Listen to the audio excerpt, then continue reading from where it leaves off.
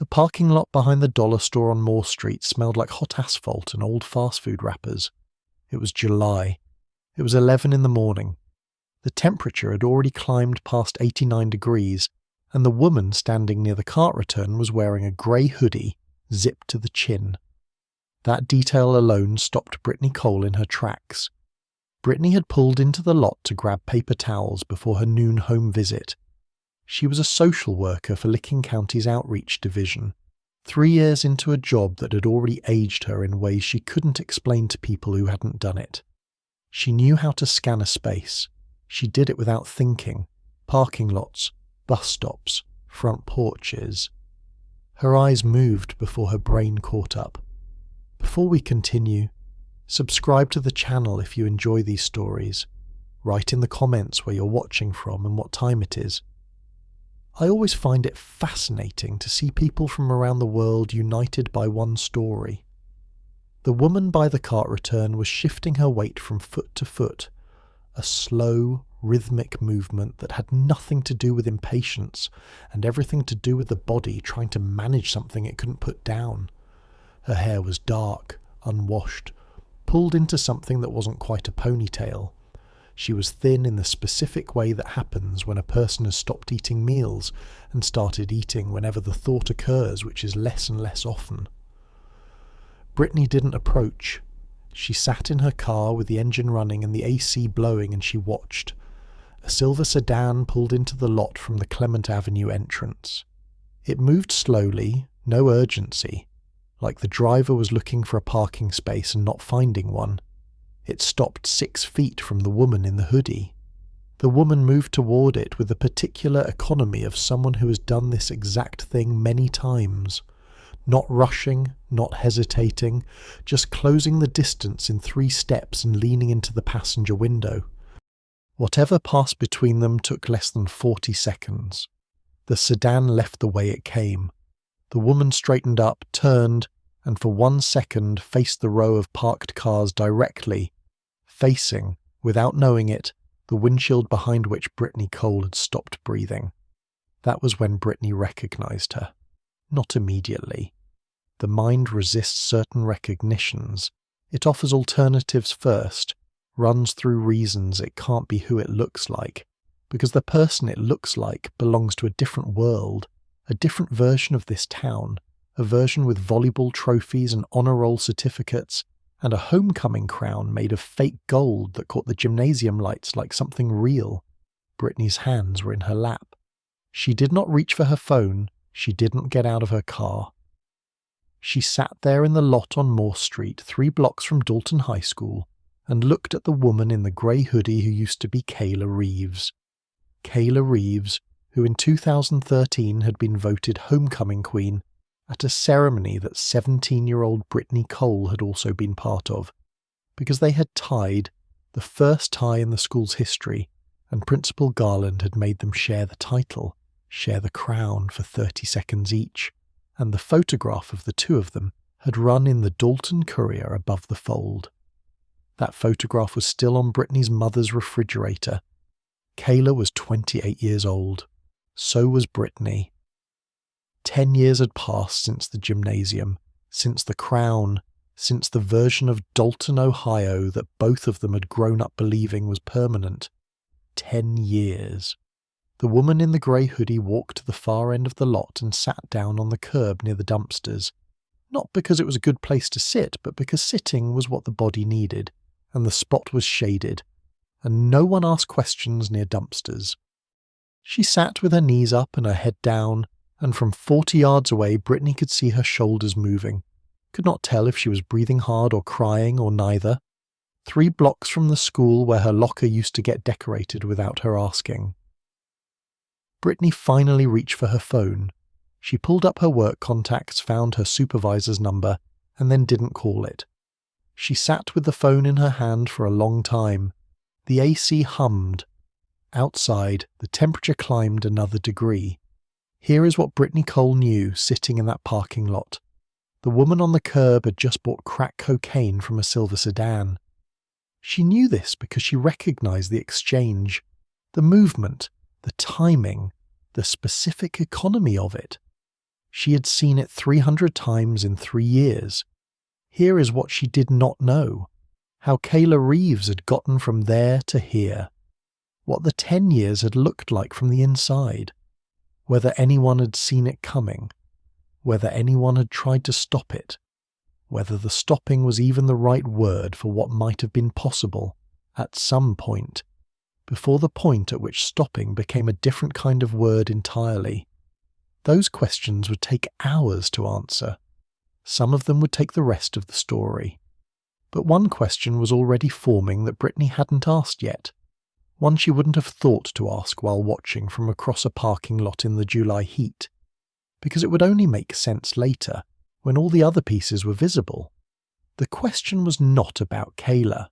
It was about who had been in that silver sedan, and whether that person had ever met Kayla before the asphalt and the dumpsters and the grey hoodie and 89-degree heat. Whether that person had been, in some earlier version of this story, much closer to Kayla Reeves than a car window and 40 seconds of transaction. That answer is coming, but not yet. First, there is a town to explain. A family. A girl with a 3.8 GPA and a volleyball scholarship, and a laugh that people in Dalton, Ohio still described 10 years later, using the same word, magnetic. There is the beginning. And the beginning looks nothing like this parking lot. Dalton, Ohio had a population of 34,000 and a water tower painted with the high school mascot, a blue falcon, wings spread, one talon forward like it was about to catch something. The tower was visible from the interstate. Locals stopped seeing it years ago, the way you stop seeing your own furniture. But people passing through always noticed it. A town that puts its high school on its water tower is a town that still believes the best thing it has is its future. In 2012, Kayla Reeves was 17, and she was, by almost every visible measure, exactly what Dalton believed its future looked like. She stood 5'8". She played outside hitter on the varsity volleyball team, which had won the regional championship 2 years running. Her GPA was 3.8, not because she was the kind of student who disappeared into the library, but because she was the kind who paid attention in class and then went home and did the work without being reminded. Her teachers described her the same way, across different subjects, without having compared notes. She made the people around her feel like they were doing better than they were. That quality is rarer than any grade point average. Her father, Greg Reeves, was 44 that year and worked as an independent insurance adjuster out of a small office on Birch Street, 2 blocks from the courthouse. He coached Little League in the spring, not because any of his children played baseball, but because he'd volunteered once when Kayla was 7 and then couldn't figure out how to stop. He was the kind of man who showed up. For games, for meetings, for the church parking lot cleanup that 7 people attended every October. His name appeared in the Dalton Courier 11 times between 2005 and 2012. Every mention was a community event, never a controversy, never anything that required explanation. Sandra Reeves taught as a substitute at 3 different schools in the district, her schedule filling in wherever the permanent teachers left gaps. She was known at every school the same way: reliable, warm, brought her own coffee in a thermos with a sunflower on it. At First Methodist, she was the person who organised the bake sale for the past 6 years running. Her lemon cake was the first item to sell out. She made 4 of them every year, and every year someone bought the whole second one for $30 without cutting it, just to have it in their kitchen. That was the Reeves family from the outside. Mia was 14 and in 8th grade, and the thing she was most known for at Franklin Middle School was her drawings. Detailed, precise pen and ink illustrations she made in the margins of every notebook, which teachers alternately confiscated and displayed on classroom walls. She was 4 years younger than Kayla and occupied a different universe socially, but at home the distance collapsed. She and Kayla shared a wall between their bedrooms. On Friday nights, they watched whatever Kayla picked on the laptop between them. Mia curled at the foot of the bed like a cat. Kayla cross-legged at the headboard. The Reeves house was on Sycamore Lane, a street of nearly identical houses built in the late 80s, differentiated by the small choices families made over decades. The Reeves house had a wind chime on the porch that Sandra had hung in 2004 and never taken down, and a vegetable garden in the back that Greg started every spring and abandoned by July, though the tomatoes always came up anyway. At school, Kayla's locker was number 114, first floor, east corridor, near the gym. What made it notable was not its location, but what happened to it every Monday morning during her junior and senior year. Students would arrive before her and decorate it. Streamers, cutouts, handwritten notes, not for any occasion, not because anyone organised it. It simply started happening in October of her junior year, and once it started, it kept going, because stopping would have felt like a decision no one wanted to make. She never asked for it. That was the point. Brittany Cole was in Kayla's orbit, close enough to share a homecoming stage, far enough to observe the full shape of her. What Brittany noticed even then was not the obvious thing. It was not the popularity or the athletic ability or the way Kayla walked through a crowded hallway and had it part without effort. What Brittany noticed was that Kayla seemed to carry other people's moods before her own. A friend having a bad day would sit near Kayla at lunch and leave looking lighter. A teammate who'd had a rough practice would get a specific kind of quiet attention. Not advice, not cheerleading, just presence, directed and calm. Kayla had a way of making people feel held. Without anyone having discussed it, she had become the person in the room that everyone subtly oriented toward. The Ohio State acceptance letter arrived on a Thursday in March 2013. Greg framed it, the envelope, not just the letter, and hung it in the hallway between the bathroom and Mia's room. Sandra made the lemon cake, not for a bake sale, just for the house. Mia drew a falcon in her notebook that day, wings spread, one talon forward, and showed it to no one. That fall, Kayla would be 90 minutes from Dalton. Close enough to come home, far enough to become someone else entirely. She packed her car on a Sunday in late August. The temperature was 78 degrees. The wind chime moved on the porch. Greg stood in the driveway longer than was necessary after the car pulled out, hands in his pockets, watching the corner where her taillights had been.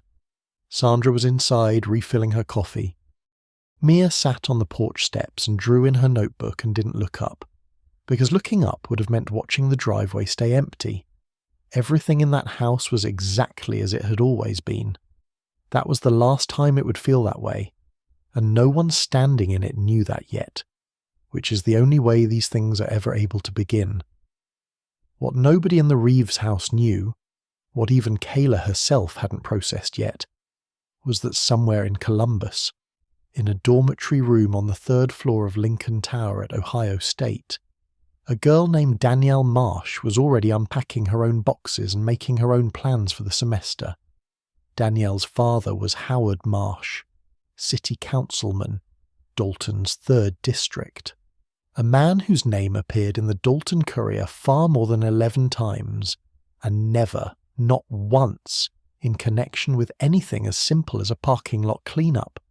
Lincoln Tower was the tallest dormitory on Ohio State's campus, a 26-floor concrete rectangle that housed roughly 1,000 freshman students and smelled on every floor like instant noodles and carpet cleaner. Kayla's room was on the 11th floor. The window faced east toward the engineering quad, and in the mornings the light came in flat and white and institutional, nothing like the light through the curtains on Sycamore Lane. She'd been assigned to Danielle Marsh by the university's housing algorithm, a system that matched students by major and sleep schedule, and a handful of other preferences that had nothing to do with the things that actually determined compatibility. Danielle was from Dalton. That was the first thing Kayla noticed. the Dalton Wildcat sticker on Danielle's laptop, the Dalton area code on her phone. They had never been close in high school, had moved in orbits that touched without overlapping. Danielle had been 2 years ahead, graduated in 2011, and had spent 2 years at a community college before transferring to Ohio State.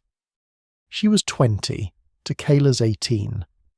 That 2-year gap felt enormous in the first week of September and irrelevant by October. Danielle knew the campus. That mattered immediately. She knew which dining hall had the shortest lines after 7 p.m, which professors posted their slides before class and which ones didn't, which buildings had the best quiet floors for studying and which had the worst ventilation. She had already mapped the social geography of the first year, which dorms had the parties worth attending, which ones were loud without being interesting, which fraternities were harmless, and which ones a person should have a reason to leave before midnight. Kayla followed her lead. It was natural, the way following a guide is natural in unfamiliar terrain. The first 6 weeks were unremarkable in the best way. Kayla attended her lectures in communications and sociology and the required freshman writing course. She texted Mia pictures of campus squirrels and dining hall food arranged into faces. She called Greg on Sunday evenings, standing at the window looking at the engineering quad, and described everything as fine, then good, then really good, with a confidence that increased each week as the place began to feel less like a destination and more like somewhere she actually lived. She was adjusting, genuinely. The party was on a Friday in the 3rd week of October. It was in an off-campus house on Frams Avenue, 4 blocks from the south edge of campus, a 2-story rental with water-stained ceilings and a back porch that held more people than it was rated for. Danielle knew the people who lived there, knew them the way 20-year-olds who've been on a campus for a while know a wide radius of people, loosely, through accumulated proximity. Kayla went because Danielle asked and because it was Friday and because she'd finished her sociology paper 2 days early, and the room felt small. The house was loud from half a block away. Inside it was louder and warmer than the October air outside, and full of the specific density of people in their late teens and early 20s who have recently been given the freedom to make their own choices about Friday nights. Kayla had been to parties in Dalton, bonfires at the Hensley farm, a few basement gatherings after volleyball victories, but those had a different texture. Known faces, known rules, the implicit presence of everyone's parents just off stage. This had no offstage. She was not uncomfortable. That is worth noting. She moved through the house with the ease of someone accustomed to rooms full of people, found a drink, found a corner of the back porch where the air was cooler and the noise dropped to a manageable level. Danielle circulated, she was a circulator by nature, and returned periodically, like a moon with a wide orbit. It was around midnight when Danielle returned with something specific in her hand. Not a drink, not a phone. Something small folded into the kind of ordinary errand that looks unremarkable from 3 feet away. What Danielle offered Kayla that night was cocaine, not crack. That distinction matters and will continue to matter. Powder cocaine, cut to the purity levels that circulate in college party circuits, which is to say not particularly pure but entirely functional. It was presented without pressure. Danielle's manner was always without pressure, which was itself a kind of pressure Kayla didn't have the vocabulary for yet. Kayla had encountered the idea of cocaine before, in the abstract. The DARE presentations in 5th grade, the cautionary scenes in movies, the knowledge that it existed and that it existed elsewhere. She'd never been in a room with it. She'd never been handed it by someone she trusted. She tried it. The experience itself on that first night was not dramatic. That is one of the most important facts in this story. There was no immediate collapse, no visible transformation, no moment that announced itself as a crossing point. What there was, instead, was a specific shift in the quality of the next 2 hours, a sense of heightened engagement, a clarity that felt earned rather than chemical, a feeling that the conversation she was having on that back porch was the most interesting conversation she had ever been part of, and that she herself was the most interesting version of herself she had ever inhabited. She talked to strangers for 2 hours and felt like she had known them for years. That was it. That was the whole of it. On the first night, nothing broke. Nothing announced itself as broken. She and Danielle walked back to Lincoln Tower at 4 a.m, the Columbus streets empty and orange lit, their breath just barely visible in the cold air. Kayla was not high anymore. The effect had worn off around 2 a.m. cleanly, like a light switched off. What replaced it was not a crash, not yet, just a flatness, a mild grey quality to the air that hadn't been there before. She noticed the flatness. She filed it away. In her room, she sat on the edge of her bed without turning on the light. The engineering quad was dark below. The campus was quiet for the first time all week. She sat there for a while, not tired, not wired, just present in the specific way of someone whose body is between states and doesn't know which direction it's moving. She did not think about Dalton. She did not think about Greg or Sandra or Mia or the Sunday phone call that was now only 2 days away. She thought about how the night had felt in the middle of it, that particular sense of being fully inside the moment, of having no part of herself standing outside watching. She thought about when she might feel that again. That thought lasted approximately 10 seconds before she set it aside and lay down on top of the covers with her shoes still on. She was asleep within minutes. But the thought had been there, and thoughts like that, once visited, know where they've been.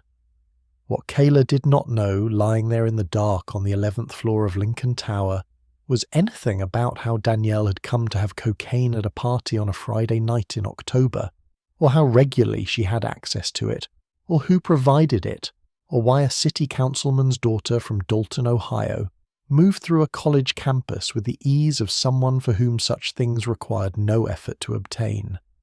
Those were not questions Kayla thought to ask. She was 18 years old, and she had just had the best 2 hours of a Friday night she could remember. The questions could wait. The second time was 3 weeks later.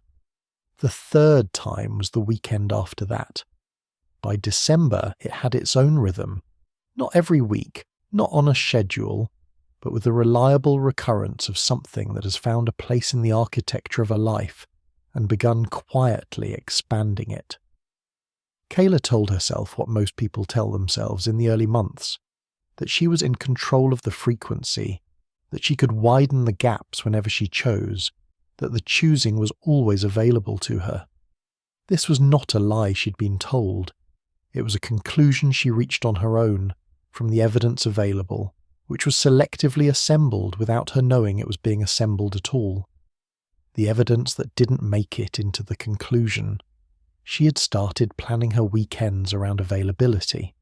She noticed, without dwelling on it, that regular Friday nights, the ones without it, had a slightly depressed quality, a flatness she increasingly measured against the alternative.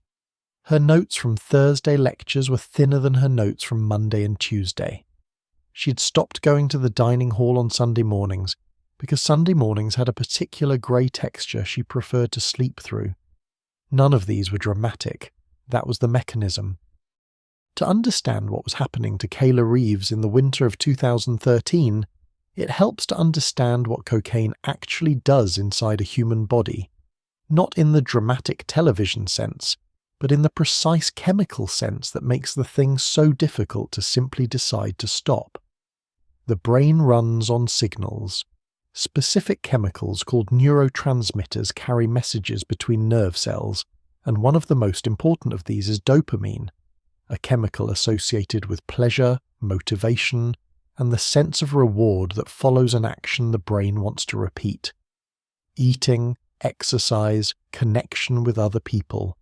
All of these release dopamine in measured amounts. The brain registers the release, files the associated action as worth repeating, and returns to baseline. Cocaine interrupts this system with a specific brutality. It blocks the mechanism that clears dopamine from the synapse, the gap between nerve cells, which means the dopamine accumulates, floods the receptor, produces a signal of reward that is anywhere from 2 to 10 times more intense than anything the brain generates naturally. The brain does not distinguish between earned reward and chemical reward. It simply registers this. This is what we are optimizing for. After that registration, everything else is a negotiation the brain is not particularly interested in having. The critical detail, the one that connects cocaine to what came later for Kayla, is what happens after the flood. When the dopamine finally clears, the brain is left with depleted reserves and receptors that have been temporarily recalibrated toward a higher baseline. The natural rewards that were sufficient before, a good conversation, a completed paper, a Sunday morning with coffee, now register as less than they used to. Not nothing, just less.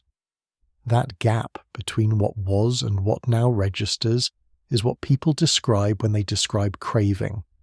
It is not a moral failure. It is a recalibrated instrument.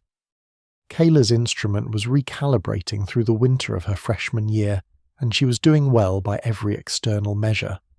Grades steady, volleyball pickup games on weekends with a group from the 3rd floor, Sunday calls to Greg, which she had shifted to 8 p.m. to give herself more of the afternoon. Danielle remained the source. She remained casual about it, the same way she was casual about everything, with the effortless ease of someone who has never had to perform effort because effort has always been optional.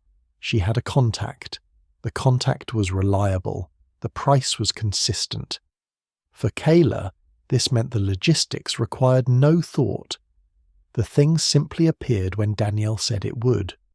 This was not an accident. But that understanding was years away. Here is something about the world Kayla was moving through that she had no framework for yet. The cocaine that circulated through off-campus houses and dorm rooms in Columbus in 2013 was part of a supply chain that stretched from South American processing operations through distribution networks in Chicago and Cincinnati, and then outward into smaller cities and college towns through a series of mid-level suppliers who were, most of them, completely unremarkable people in unremarkable situations doing unremarkable-looking things. The supply didn't look like what people pictured when they pictured supply.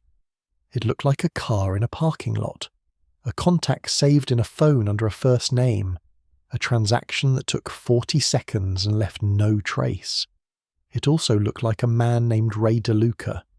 Ray was 29, originally from the west side of Columbus, and he ran a circuit that covered 4 college towns in central Ohio: Ohio State, Kenyon, Denison, and Ohio Wesleyan. He was not a large operation. He drove a reliable used car, paid his rent on time, and kept his circle small. He had been doing this for 6 years without a serious incident, which in his world constituted a career. Ray supplied Danielle. He had supplied her since her community college years, when the connection was first made through a chain of 3 introductions that moved from a cousin of a friend of someone she'd met at a bar in Granville. The chain was untraceable by design, though no one had designed it intentionally. It had simply evolved that way, the way all such chains do through the accumulated self-interest of everyone in it. Kayla didn't know Ray's name yet. She knew only that Danielle had someone she trusted, and that Danielle's trust had proven reliable so far. There was a Tuesday in February when Mia's care package arrived. It was a flat-rate postal box taped carefully at every seam the way Mia always sealed things. She had a precision about packaging that matched her precision about drawings. Inside, a bag of the caramel popcorn Kayla liked from the shop on Clement Avenue, a drawing on cardstock of the Lincoln Tower, with a tiny figure in one of the 11th floor windows, and a note that said she'd looked up the view from that side of the building and drawn what she thought Kayla could see from her room. Kayla put the box on her desk and meant to open it that afternoon. She opened it 17 days later while looking for a phone charger she had misplaced. The popcorn was stale by then. She ate it anyway, standing at the desk looking at the drawing, the careful pen lines of the building, the tiny figure in the window, the view Mia had researched just to get the angle right. She stood there for a while with a piece of stale popcorn in her hand and the drawing in the other, and did not call Mia, though she thought about it.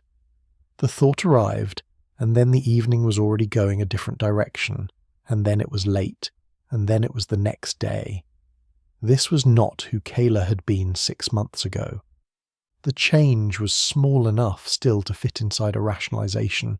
Too busy, distracted. College was like that.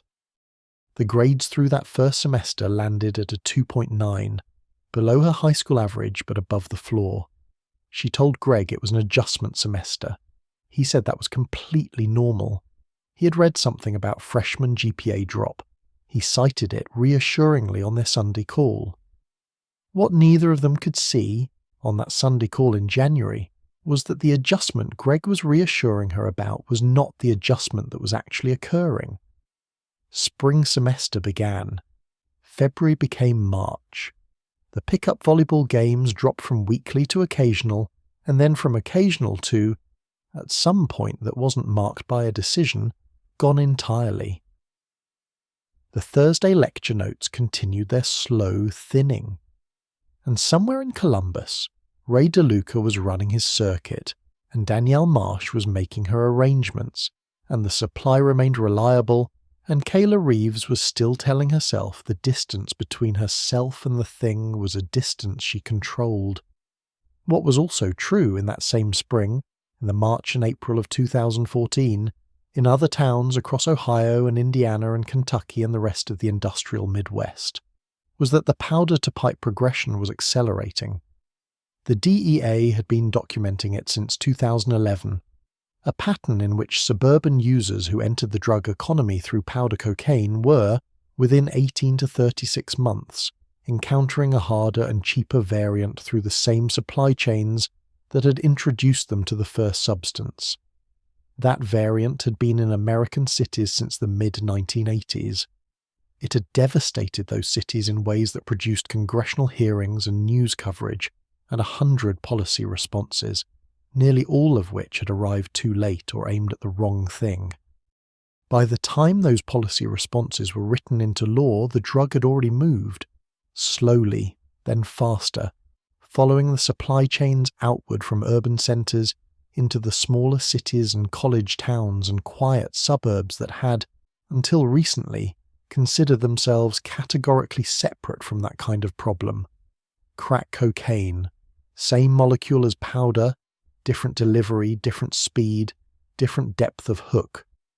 The difference between snorting cocaine and smoking crack is the difference between a door opening slowly and a wall coming down. When crack is smoked, it reaches the brain in approximately 8 seconds, roughly 3 times faster than the powder route. The faster a substance reaches the brain, the more intense the dopamine response. The more intense the response, the more aggressively the brain recalibrates toward it. And the high from crack lasts, on average, between 5 and 15 minutes, which means the craving returns in 5 to 15 minutes, which means the interval between use and desperate need is not hours or days, it is the length of a pop song. Kayla Reeves had not encountered crack cocaine yet. As of the spring of 2014, she was still in the powder circuit, still in the dorm party geography of collegiate drug use, still in the layer of the supply chain that felt separate from the thing the DEA reports were describing. She was also failing 2 of her 5 spring semester courses without fully realizing it, because she had missed the midterm feedback emails. They had gone to a university address she checked less and less often in favor of her personal phone. She found out about the failing grades on a Tuesday in late April, when an academic advisor left a voicemail that she listened to twice, standing in the hallway outside her room, before going inside and sitting on her bed and staring at the wall for a very long time. She did not call Greg. She did not call Mia. She called Danielle. The academic probation letter arrived by mail on a Thursday in May, addressed to the Sycamore Lane house, because the university's official correspondence still went to the permanent address on file. Sandra signed for it. She set it on the kitchen counter and did not open it, because it was addressed to Kayla, and Sandra had raised her children to believe their mail was their mail. It sat on the counter for 4 days before Kayla came home for the summer. She came home on a Sunday, 2 bags in the back of her car, and Greg made burgers on the grill because that was what the family did for arrivals and returns and anything that needed marking. Mia sat at the picnic table in the backyard and drew in her notebook and looked up every few minutes at her sister in a way she couldn't have named but that contained, somewhere inside it, a question. Kayla looked fine. That was the accurate description. Not the evasive one, the precise one. She looked fine. She was thinner by perhaps 7 pounds, which was within the range of normal freshman year fluctuation. Her eyes were clear. She laughed at Greg's grill jokes. She asked Mia about her drawings and looked at 3 of them carefully, genuinely saying the right things. The probation letter sat on the counter through the burger dinner and the evening and the next morning's breakfast.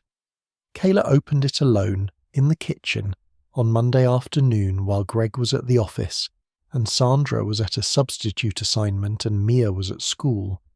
She read it once, folded it back into the envelope, and placed it exactly where Sandra had left it, as if the geometry of its position on the counter might absorb part of what it said. She told her parents that evening, not the full shape of it. She described it as a grading issue, a missed assignment that had cascaded, an administrative situation she was already addressing with her advisor. Greg asked 3 questions, Sandra asked 1. The answers Kayla gave were not fabrications. They were partial truths arranged to produce a specific impression, which is a different thing and harder to detect. Greg said that these things happened. He said freshman year was a known difficulty. He cited his co-worker's son who had also struggled first year and gone on to graduate with honours. He was trying to help. He was using the only tools available to a parent whose child had just described a manageable problem in a manageable way. He did not see the thing behind the thing. The summer in Dalton was supposed to be a reset. That was the word Kayla used in her own head. Reset. As if she were a device that had drifted from its calibration and needed only to return to its original environment to correct itself. The logic was not unreasonable. Dalton had no Danielle. Dalton had no Ray DeLuca. Dalton had Greg's burgers, and Sandra's wind chime, and Mia's drawings, and the kind of summer nights that arrived slowly and smelled like cut grass, and her old bedroom ceiling she'd stared at for 17 years. What Dalton also had, a body that had spent 8 months recalibrating. The first week was fine. She slept long and ate at the table and drove Mia to the pool twice and went to First Methodist with Sandra on Sunday, because it seemed like the kind of thing that would register as normal and good. The second week, a restlessness arrived that she attributed to boredom, then to the heat, then to nothing specific because it had no specific cause she was willing to look at directly. By the third week, she was waking at 3 a.m. and lying in the dark with her heartbeat in her ears and a crawling discomfort in her skin that had no location and no name and no obvious remedy. She described none of this to anyone. She found access 4 weeks into the summer, not through Danielle. She didn't reach out to Danielle because reaching out to Danielle would have required acknowledging why she was reaching out to Danielle. She found it through a name Danielle had mentioned once, casually, in the context of who else was reliable in the area. A number in her phone she had never used. She used it. The transaction was different from the Columbus circuit.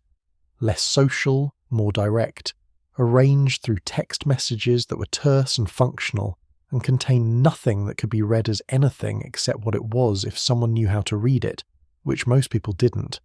She drove 20 minutes outside of Dalton for it. She was back in her bedroom by 9 p.m. on a Tuesday, with no evidence of having gone anywhere specific. The restlessness eased. She slept. Here is what Greg noticed that summer.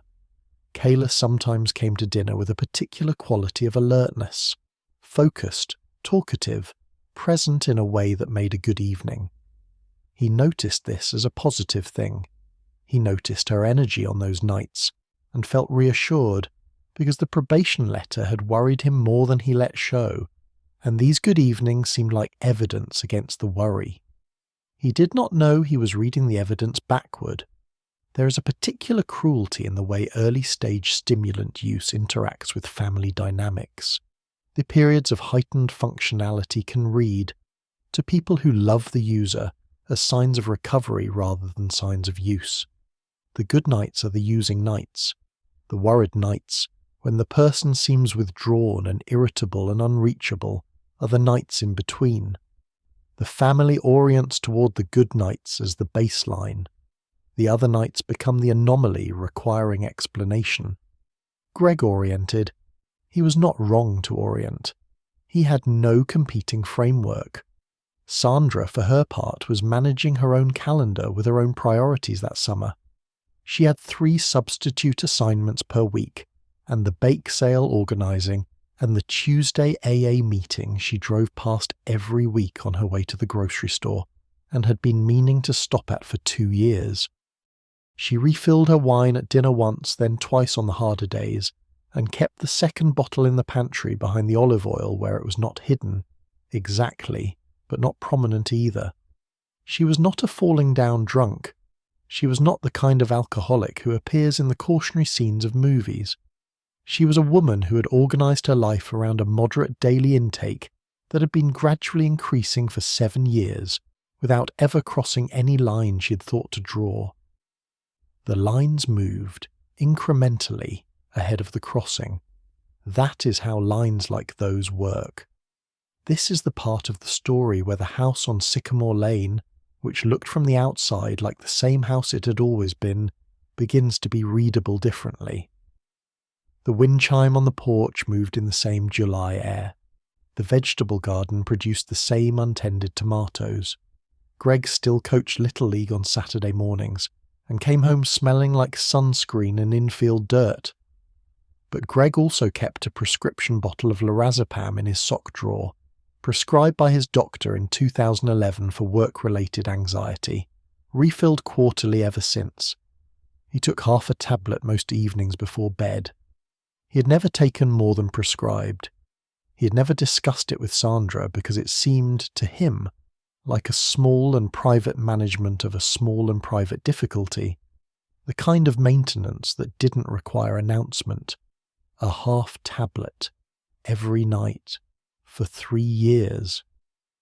That detail sat inside the Reeves house like a stone inside a wall, structurally integrated, invisible from outside, not causing any particular problem until the day when the wall needed to be examined and the stone turned out to be load-bearing.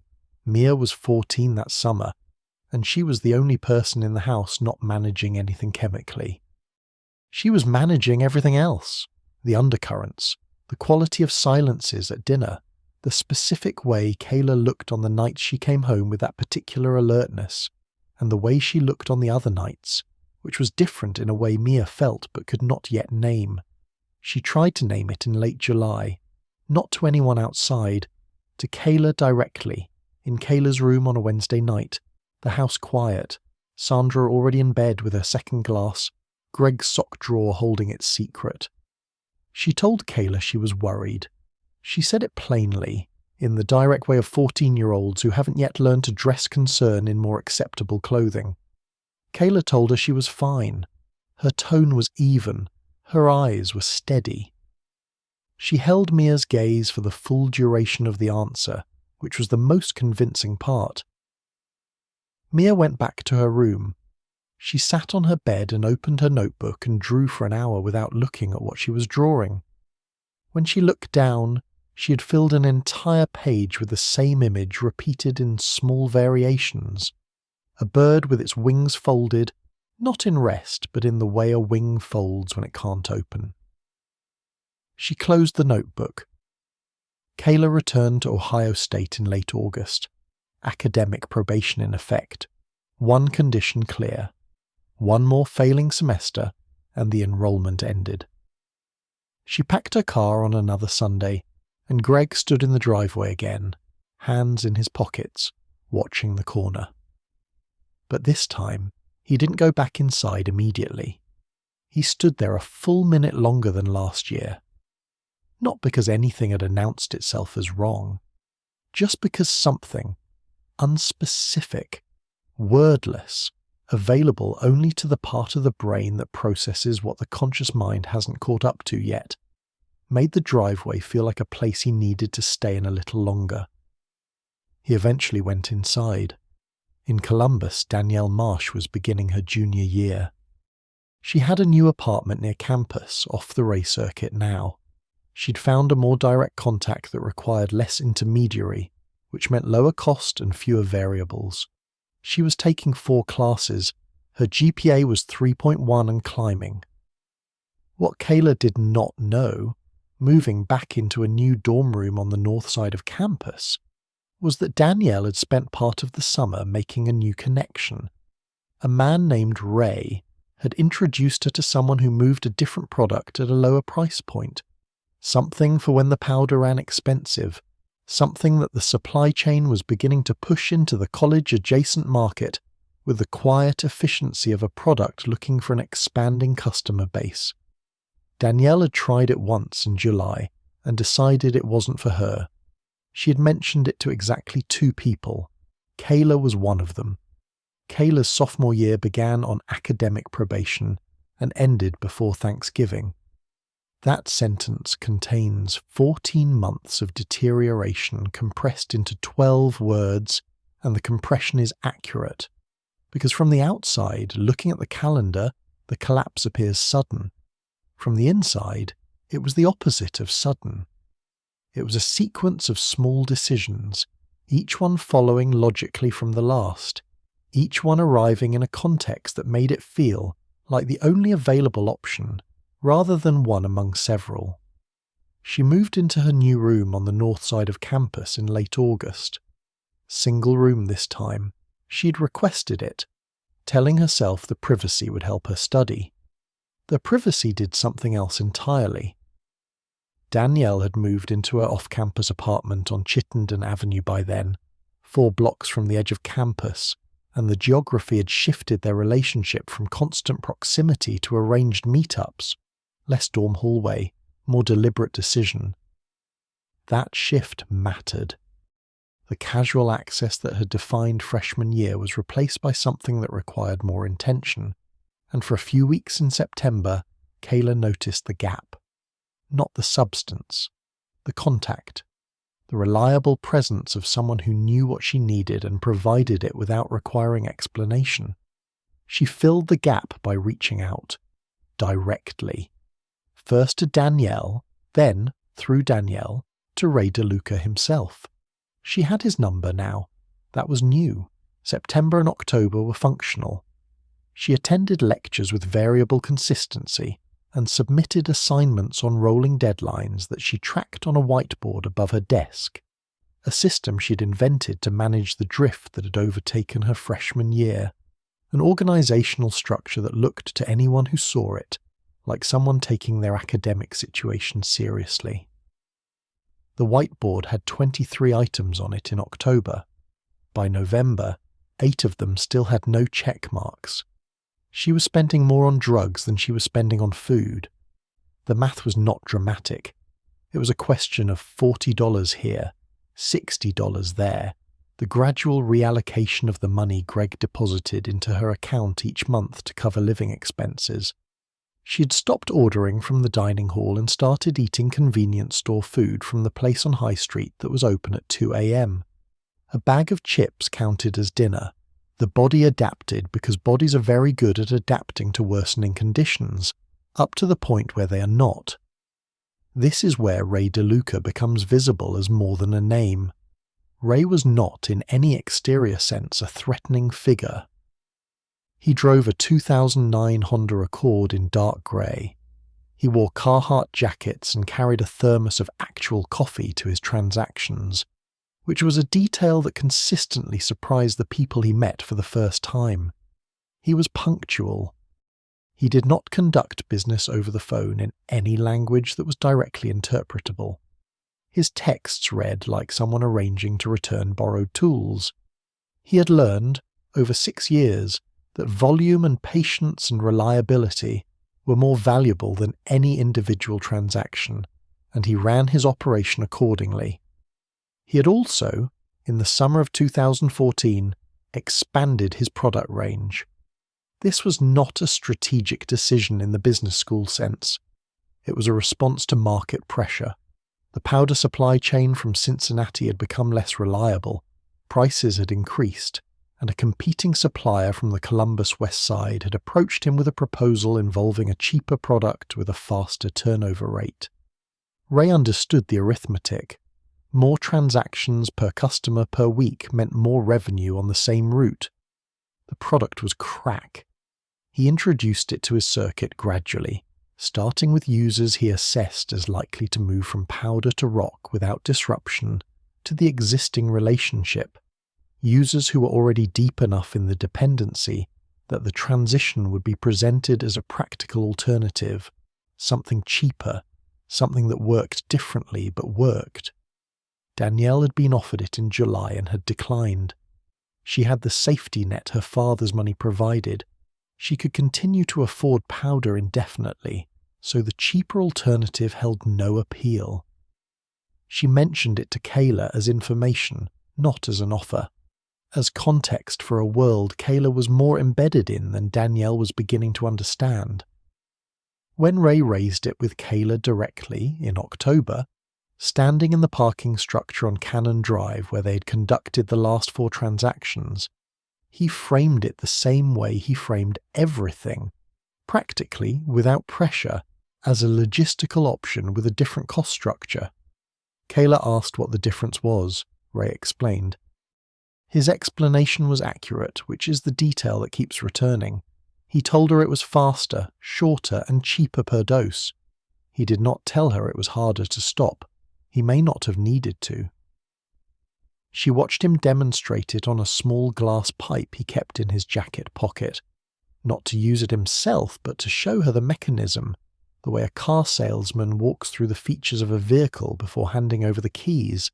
She tried it. What happened in the next 8 seconds is a neurological event that has been described in medical literature with clinical precision, and by users themselves with a different kind of precision. The cocaine vapor reached her brain, and the dopamine response that had spent 14 months recalibrating toward a higher baseline suddenly found that baseline and then exceeded it in a way the powder had stopped achieving. It was not a new feeling. It was the original feeling, the one from the back porch on Frams Avenue, the one she'd been chasing the incrementally diminishing version of for over a year, suddenly returned at full volume. 10 minutes later, it was gone. Not reduced. Gone. A total withdrawal, like a light not dimmed but switched off, and what replaced it was a silence in the reward system so complete and so sudden that the body's response was immediate and unambiguous. She needed it again. That need, specific, physical, located in the chest and the back of the throat and a restlessness in the hands, arrived at the 14-minute mark and did not ease. Ray was still there. He had waited because he knew the interval, the way a vending machine technician knows the delay before the product drops. She used it a second time. The second high was shorter. The third later that night alone in her dorm room with what Ray had sold her. Shorter still. The fourth, at 3 a.m., barely crested before it dropped again. At 4 a.m., she sat on the floor with her back against the bed and stared at the far wall, and understood, with a clarity that felt almost administrative, that the previous 14 months had been a prologue. The first real problem with being in a prologue is that you can only see it from the next chapter. She missed 3 consecutive days of class. She told herself it was temporary, a recalibration. One of her words from the summer turned back on itself. She would stabilize. She would manage the frequency. She had managed the frequency before. What she had managed before and what she was managing now were not the same instrument. The whiteboard above her desk still had its system of items and check marks. By mid-November, she had stopped updating it. The items accumulated without dates or deadlines, the whiteboard marker sitting on the desk below, uncapped, drying out. She pawned her laptop on a Tuesday. It was a 3-year-old MacBook that Greg had bought for her high school graduation. He had saved for 4 months to afford it without having to move anything in the budget. She got $65 for it at a shop on North High Street. She told herself she would buy it back before anyone noticed. The shop's buyback window was 30 days. She did not go back in 30 days. She began borrowing money with constructed reasons. A textbook, a parking ticket, a lab fee not covered by her financial aid package. The borrowing was distributed across 3 different people in her building, managed with enough space between asks that no single person saw the pattern. The amounts were small. The reasons were plausible. The people she borrowed from were kind and didn't ask follow-up questions. Meanwhile, Danielle Marsh was watching. Not with alarm, that is the precise word to use here. With the specific watchfulness of someone who has introduced a person to a world and is beginning to register, in a background part of their awareness, that the person is moving through that world at a different speed than expected. Danielle had a ceiling. She had always had a ceiling, though she had never examined what the ceiling was made of. Her father's name, his money, his lawyer, the structure of protection that surrounded her, without having been requested or negotiated, simply existing the way structural walls exist. You don't think about them until you're in a building that doesn't have them. Kayla had no ceiling. Danielle began creating distance in November. Not abruptly. She was not abrupt by nature. She became less available, returned texts more slowly, was already busy on the nights that used to be open. The withdrawal was so gradual that it could have been interpreted, by someone who needed to interpret it that way, as simply the natural drifting of 2 people in different years with different schedules. Kayla interpreted it that way. She had to. By the time Kayla failed out of Ohio State in the 3rd week of November, 2 courses failed, the probation condition triggered, an automated letter generated by the registrar's office and sent to Sycamore Lane. Danielle Marsh had not contacted her in 11 days. Kayla did not know the letter was already in the mail. She did not know her father would sign for it in 4 days, set it on the same kitchen counter where the probation letter had sat, and this time not wait for Kayla to open it. She knew only that Ray's number was still in her phone, and that she was alone in a dorm room with a drying-out whiteboard marker and $63 in her bank account, and a body that had reorganized its entire priority system around a need that did not negotiate. She also knew something she had not yet told anyone. She had not called home in 6 weeks. Not a missed Sunday call. 6 weeks. Greg had texted. She had replied with the word busy on 2 occasions and a thumbs-up emoji on 1. Sandra had sent a photo of the vegetable garden, the last tomatoes of the season sitting on the counter, which was the kind of photo Sandra sent when she didn't know what else to send. Mia had not texted at all. Mia had stopped texting in October, not because she had given up, because Mia, at 15, had arrived at the specific understanding that some silences are not waiting to be filled, and that the most honest response to certain kinds of absence is to stop performing the expectation of presence. She was still drawing. The notebooks were filling up. What was in them? The images she was producing in October and November of 2014, in the margins of her 8th and 9th grade notebooks, was not what she drew before. The birds with folded wings were gone. The detailed architectural drawings of buildings and spaces had been replaced by something harder to categorize. Repeated shapes, dense cross-hatching that covered the page until barely anything underneath was visible. Greg found one of the notebooks on the kitchen table in November, left open by accident, and looked at it for a moment before closing it and setting it back down. He said nothing to Mia about it. He was managing his own thoughts about the letter still sitting on the counter. Danielle Marsh, in her apartment on Chittenden Avenue, was finishing a paper on organisational behaviour that was due in 48 hours. Her GPA was rising. Her contact with the supply chain had not stopped. She had simply adjusted her usage to a level that her resources and her risk tolerance supported. Her father, Councilman Howard Marsh, was in the 4th year of quietly opposing the renewal of Dalton's Drug Task Force funding, a specialised unit that had been operating since 2008 and whose renewal came up for a vote each budget cycle. His opposition was not vocal, it was administrative, expressed through the Budget Committee's priorities, through the ordering of agenda items, through the particular efficiency with which certain line items were tabled before they could gather momentum. The Drug Task Force had been running at 60% capacity since 2012. It would be fully defunded in the 2015 budget.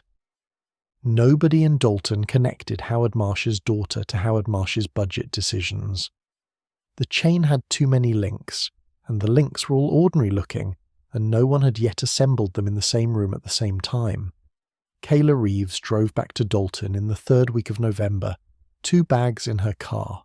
The same 2 bags as the summer, but rearranged in ways that reflected a different kind of packing.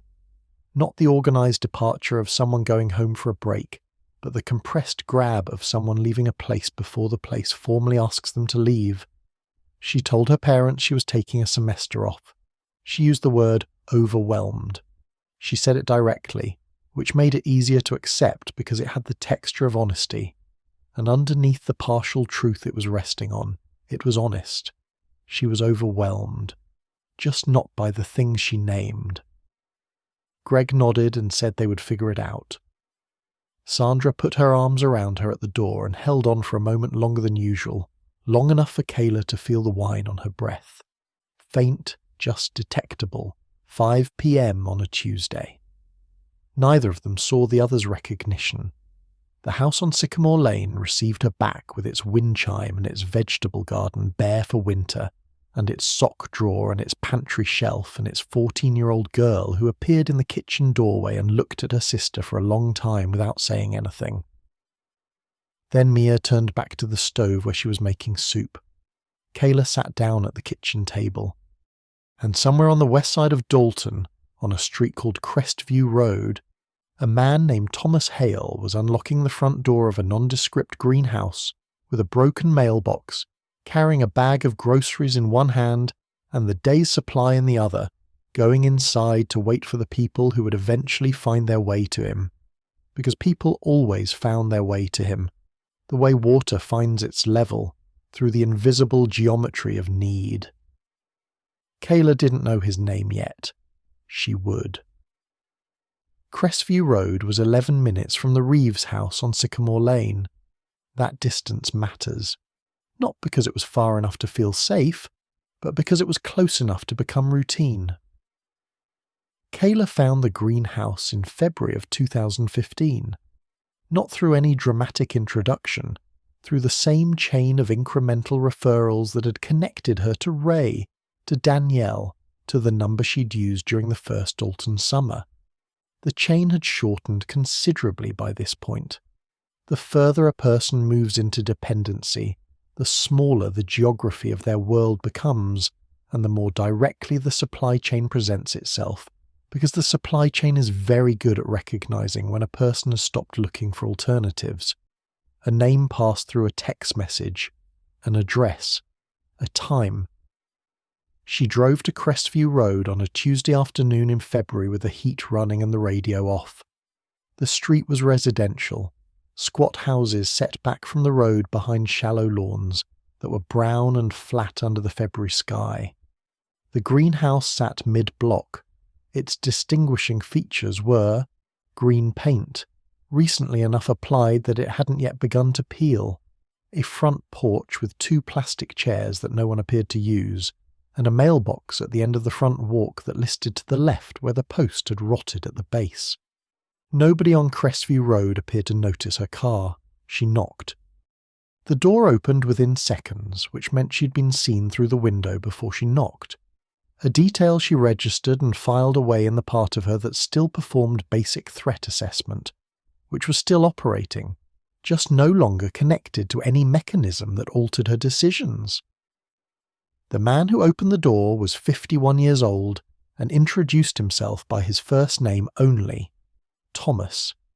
He was 6 feet tall, heavy-set, with close-cropped grey hair and the particular stillness of someone who has learned that stillness is the most effective interpersonal tool available. He wore a flannel shirt and carried no visible tension in his face. He stepped back from the door in a single, unhurried movement that was both an invitation and an indication that he had done this many times.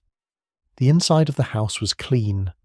That was the first thing Kayla noticed, because it contradicted what she had assembled in her mind during the drive. She had expected disorder, squalor, the visual grammar of danger. What she found was a living room with a couch, a coffee table, a television mounted on the wall, showing a muted cable news channel, and a kitchen visible through a doorway where a dish rack held 2 clean mugs. Thomas offered her coffee. She declined. He conducted the transaction with the same quiet efficiency of someone completing a task they've done 1,000 times, Price stated. Product produced, money exchanged, no performance, no menace, no excess language. He sat across from her the entire time with his hands resting on his knees, unhurried, as if he had nowhere to be, and found her presence neither remarkable nor unwelcome. She used in the car, parked 2 streets over, and then drove home with 17 minutes of the high still usable, and the knowledge that she had found a reliable local supply. She would go back. What Kayla Reeves did not know, sitting in that car on a residential street 2 blocks from Thomas Hale's greenhouse, was anything about who Thomas Hale had been before Crestview Road. She knew his first name and his address, and that he was calm and reliable. She did not know his last name for another 3 weeks, and when she learned it, she did not search it. If she had searched it, here is what she would have found. Thomas Allen Hale. Licensed school counselor, State of Ohio. Certification active from 1994 through 2009.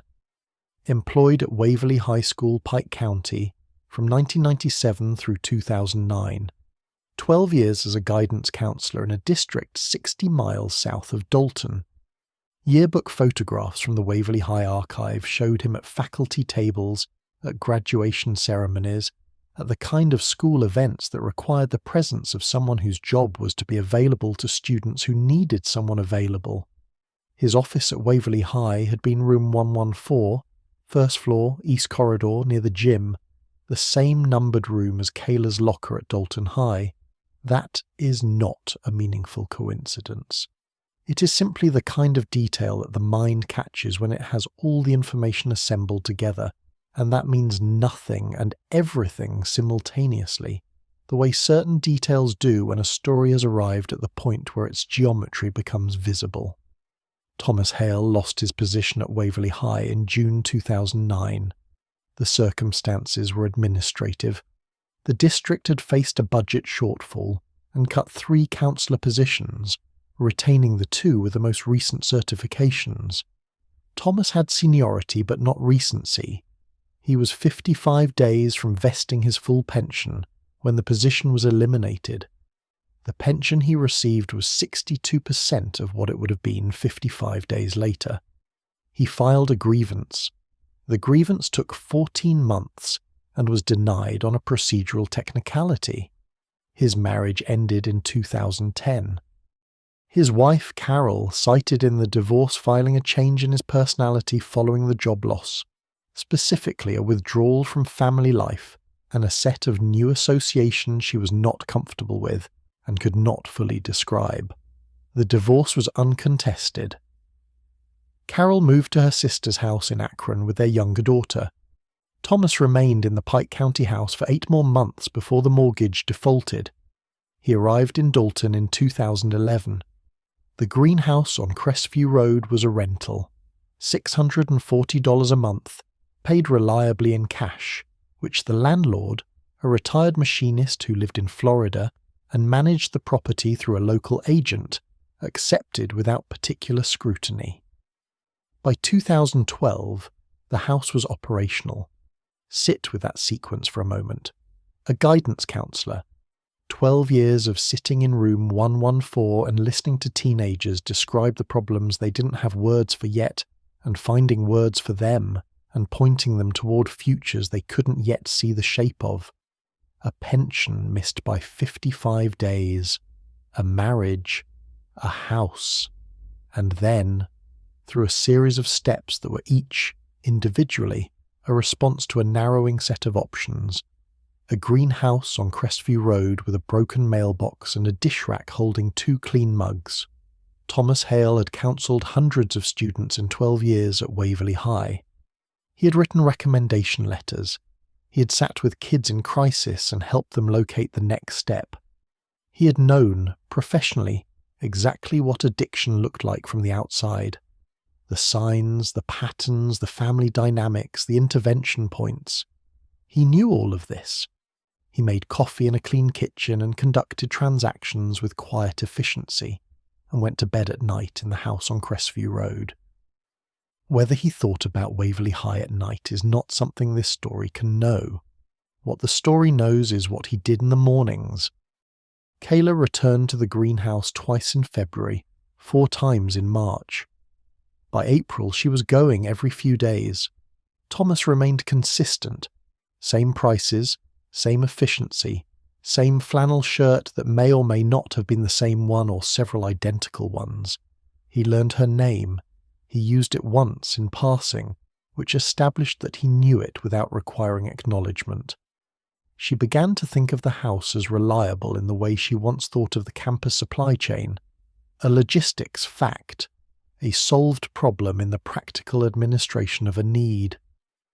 Spring came to Dalton. The tomatoes in the vegetable garden were planted again by Greg, who was now on a new prescription. His doctor had switched him from lorazepam to a newer formulation, and the transition had 2 weeks of difficulty that Greg managed by taking sick days and telling Sandra he had a virus. The sock drawer held a new bottle with a new name. The pharmacy receipt was in his wallet for a week before he threw it away, not because it was incriminating, but because he was a man who cleared his wallet weekly. Sandra was going to AA. Not the meeting on her Tuesday grocery route, a different one, on Thursday evenings at the Lutheran Church on 4th Street, which she had found by driving a different way home one night in March and seeing the cars in the lot at 7 p.m. and understanding what they were for. She'd gone in, she'd sat in the back, she'd not spoken, she'd gone back the next Thursday and the one after. She had not told Greg, not yet. She was in the stage that precedes telling, the stage of going to a thing before you've decided whether to call the thing what it is. The Reeves house on Sycamore Lane was performing its familiar routines against a backdrop of 3 separate invisible reckonings, none of them yet aware of the others.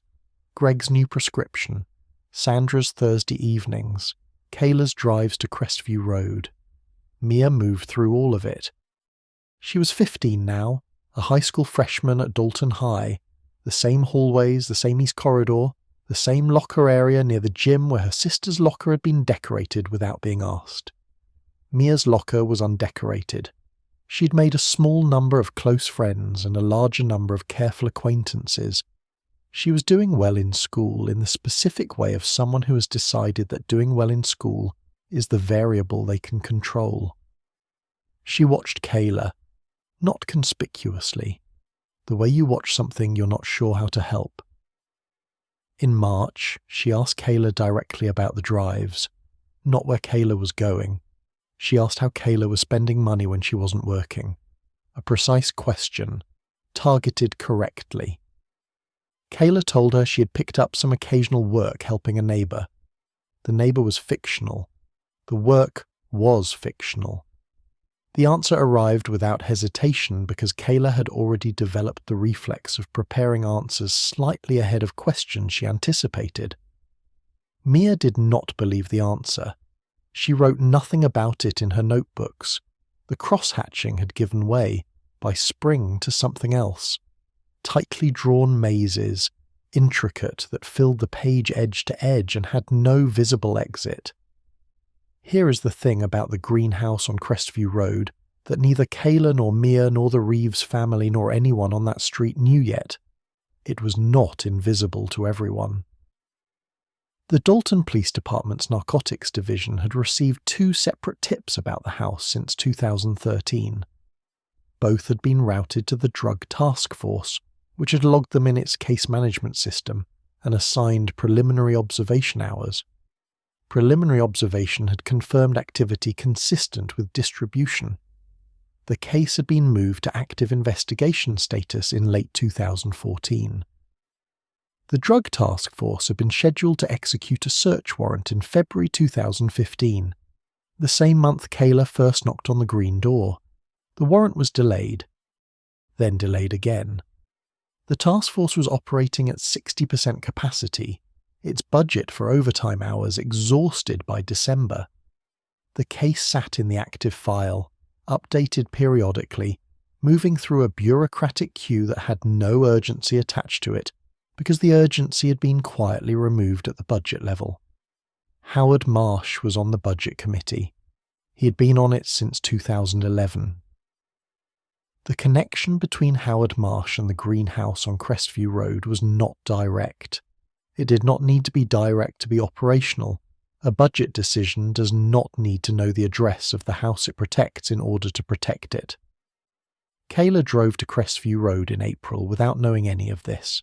She drove home again along streets that had no particular appearance of significance. She passed the Lutheran church on 4th Street on a Thursday evening without noticing the cars in the lot, without knowing that one of them was Sandra's. 3 lives moving through the same small town, none of them visible to each other in the ways that would have mattered. And somewhere in Chicago, in a federal building that had no connection to Dalton, Ohio, a DEA analyst named Prentice was updating a spreadsheet that tracked distribution network nodes across the central Ohio corridor, a document that had Ray DeLuca's circuit on page 7, and a flagged cluster of smaller distribution points in the Dalton area on page 12. The cluster on page 12 had been flagged since 2013. The flag had not yet produced an action. What it had produced was a number, a count of individuals estimated to be actively using within the cluster's service radius. The number had been revised upward 3 times in 2 years. Kayla Reeves was not a data point in that spreadsheet. She was a person on a residential street in Ohio, driving home in the April dark with the radio off, 17 minutes of the high still usable, turning onto Sycamore Lane and pulling into the driveway and sitting in the car for a moment before going inside. The wind chime moved on the porch. She'd been clean for 11 days before this one. 11 days was the longest stretch since October. She had not told anyone because 11 days did not feel like something that announced itself. It felt fragile, like a thing that breaks when you name it. It had broken tonight. She sat in the car and looked at the light in the kitchen window. Sandra's silhouette moving behind the glass, making dinner, a Thursday night in April, the kind of ordinary scene that had been the whole backdrop of Kayla's life for 17 years and now felt like it belonged to someone else's story.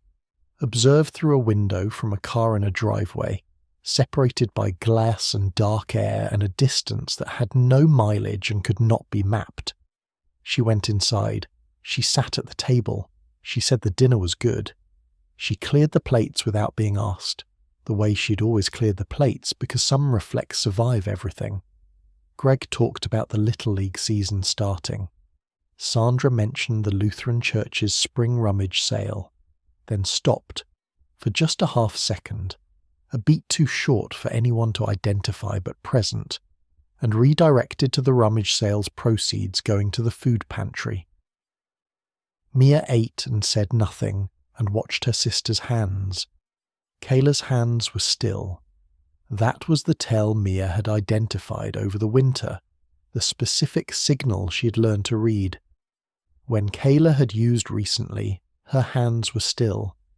When she hadn't, they moved, tapping, adjusting, finding objects on the table to reposition. The stillness was the high's residue, the body's temporary ceasefire with itself. Mia looked at the still hands and then looked at her plate and finished her dinner. She was 15 years old and she was the most informed person in that house, and she had no idea what to do with what she knew. The call came on a Wednesday morning in January 2017 at 6:43 a.m. Greg was already awake. He had been awake since 5, which had become his pattern over the past year, the lorazepam replacement not managing the early morning cortisol spike the way the original prescription had. He was in the kitchen with his coffee when his phone lit up on the counter with a number he didn't recognize, and 740 area code, and something in the way he reached for it. The speed, the certainty that it was not a telemarketer, suggested his body knew before his mind did what category of call this was. Licking County General Hospital, a nurse whose name he asked for twice and wrote on the back of a grocery receipt. Kayla Reeves had been brought in by ambulance at 4:17 a.m. She was stable. She was being treated for severe dehydration and hypothermia. She had been found unresponsive in a parked car on the corner of Moore Street and 5th Avenue. Greg wrote that down too, Morse and 5th. The pen pressed harder than necessary. The temperature the previous night had dropped to 11 degrees Fahrenheit. Kayla had been in the car for an estimated 9 hours. Greg's coffee was still hot when he put on his coat. He did not finish it. The mug sat on the counter with steam still rising from it, and that image, the full mug, the coat already on, the door not yet closed, was the moment the previous 3 years of managed reassurances and reasonable explanations and carefully maintained frameworks collapsed into a single fact that could no longer be organized into anything other than what it was. He called Sandra from the car. She was asleep. She answered on the 4th ring with a voice that knew immediately from his voice that sleeping was over. He did not call Mia. Mia was 18 now, a senior at Dalton High, with her own car and her own phone, and the specific capability of a person who's been quietly preparing for a call like this for 2 years without ever saying so. She found out 40 minutes later through Sandra's missed call and drove herself to the hospital. Licking County General was a 40-minute drive from Sycamore Lane on dry roads. Greg made it in 34. The emergency department waiting room had that particular quality of hospital waiting rooms at 7 a.m. The fluorescent lights at full operational brightness regardless of the hour, the chairs occupied by people in various stages of vigil, the smell of industrial cleaner and old coffee from a machine in the corner that charged $1.50 for something that used the word coffee loosely. Greg sat in a chair near the window. He had the grocery receipt in his hand with the nurse's name and the address of the intersection. He looked at it as if it contained more information than it did. Sandra arrived 20 minutes after Greg. She walked through the sliding doors and across the waiting room and sat down next to him and put her hand over his hand with the receipt in it. Neither of them said anything for a while. That was not unusual for them. They were people who had always been comfortable in each other's silences. What was unusual was the quality of the silence. It had a different weight. The kind that accumulates when 2 people are in the same room with the same unasked question, and both of them know asking it will require answering it. Greg noticed the quality of Sandra's eyes, the slight redness at the rim, the particular flatness of someone whose body is managing its own chemistry at 7:30 in the morning. He had noticed this before, many times before, and had organised it each time into the category of tired, of stressed, of the natural appearance of a woman managing a household and a substitute schedule, and the gradual unravelling of her elder daughter. He sat with his coffeeless hand and Sandra's hand over his, and the receipt in his fingers, and did not reorganise it this time. Mia arrived at 8:15. She pushed through the sliding doors in her coat and her school backpack still on her shoulder, which meant she had left the house without putting it down. She had just grabbed it and gone, the automatic reach of a student whose body treats backpack as extension of self. She crossed the room and stood in front of her parents and looked at them with a face that was doing the specific work of not doing anything dramatic. She sat in the chair on the other side of Greg. The three of them formed a row facing the nurses' station.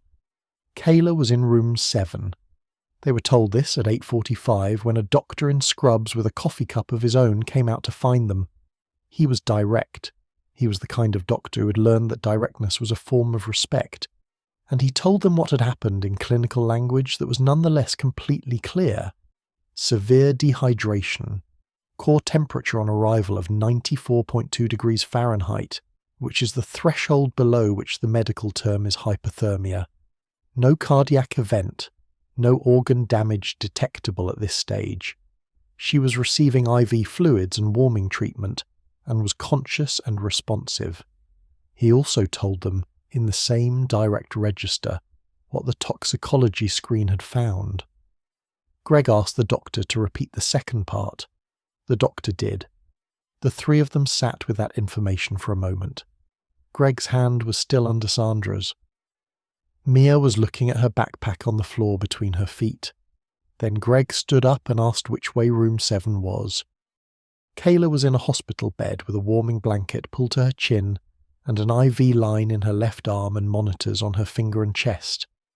The room had the specific quality of all hospital rooms: reduced, functional, stripped of everything that wasn't medically necessary, which had the effect of making the person in the bed appear both very small and very present.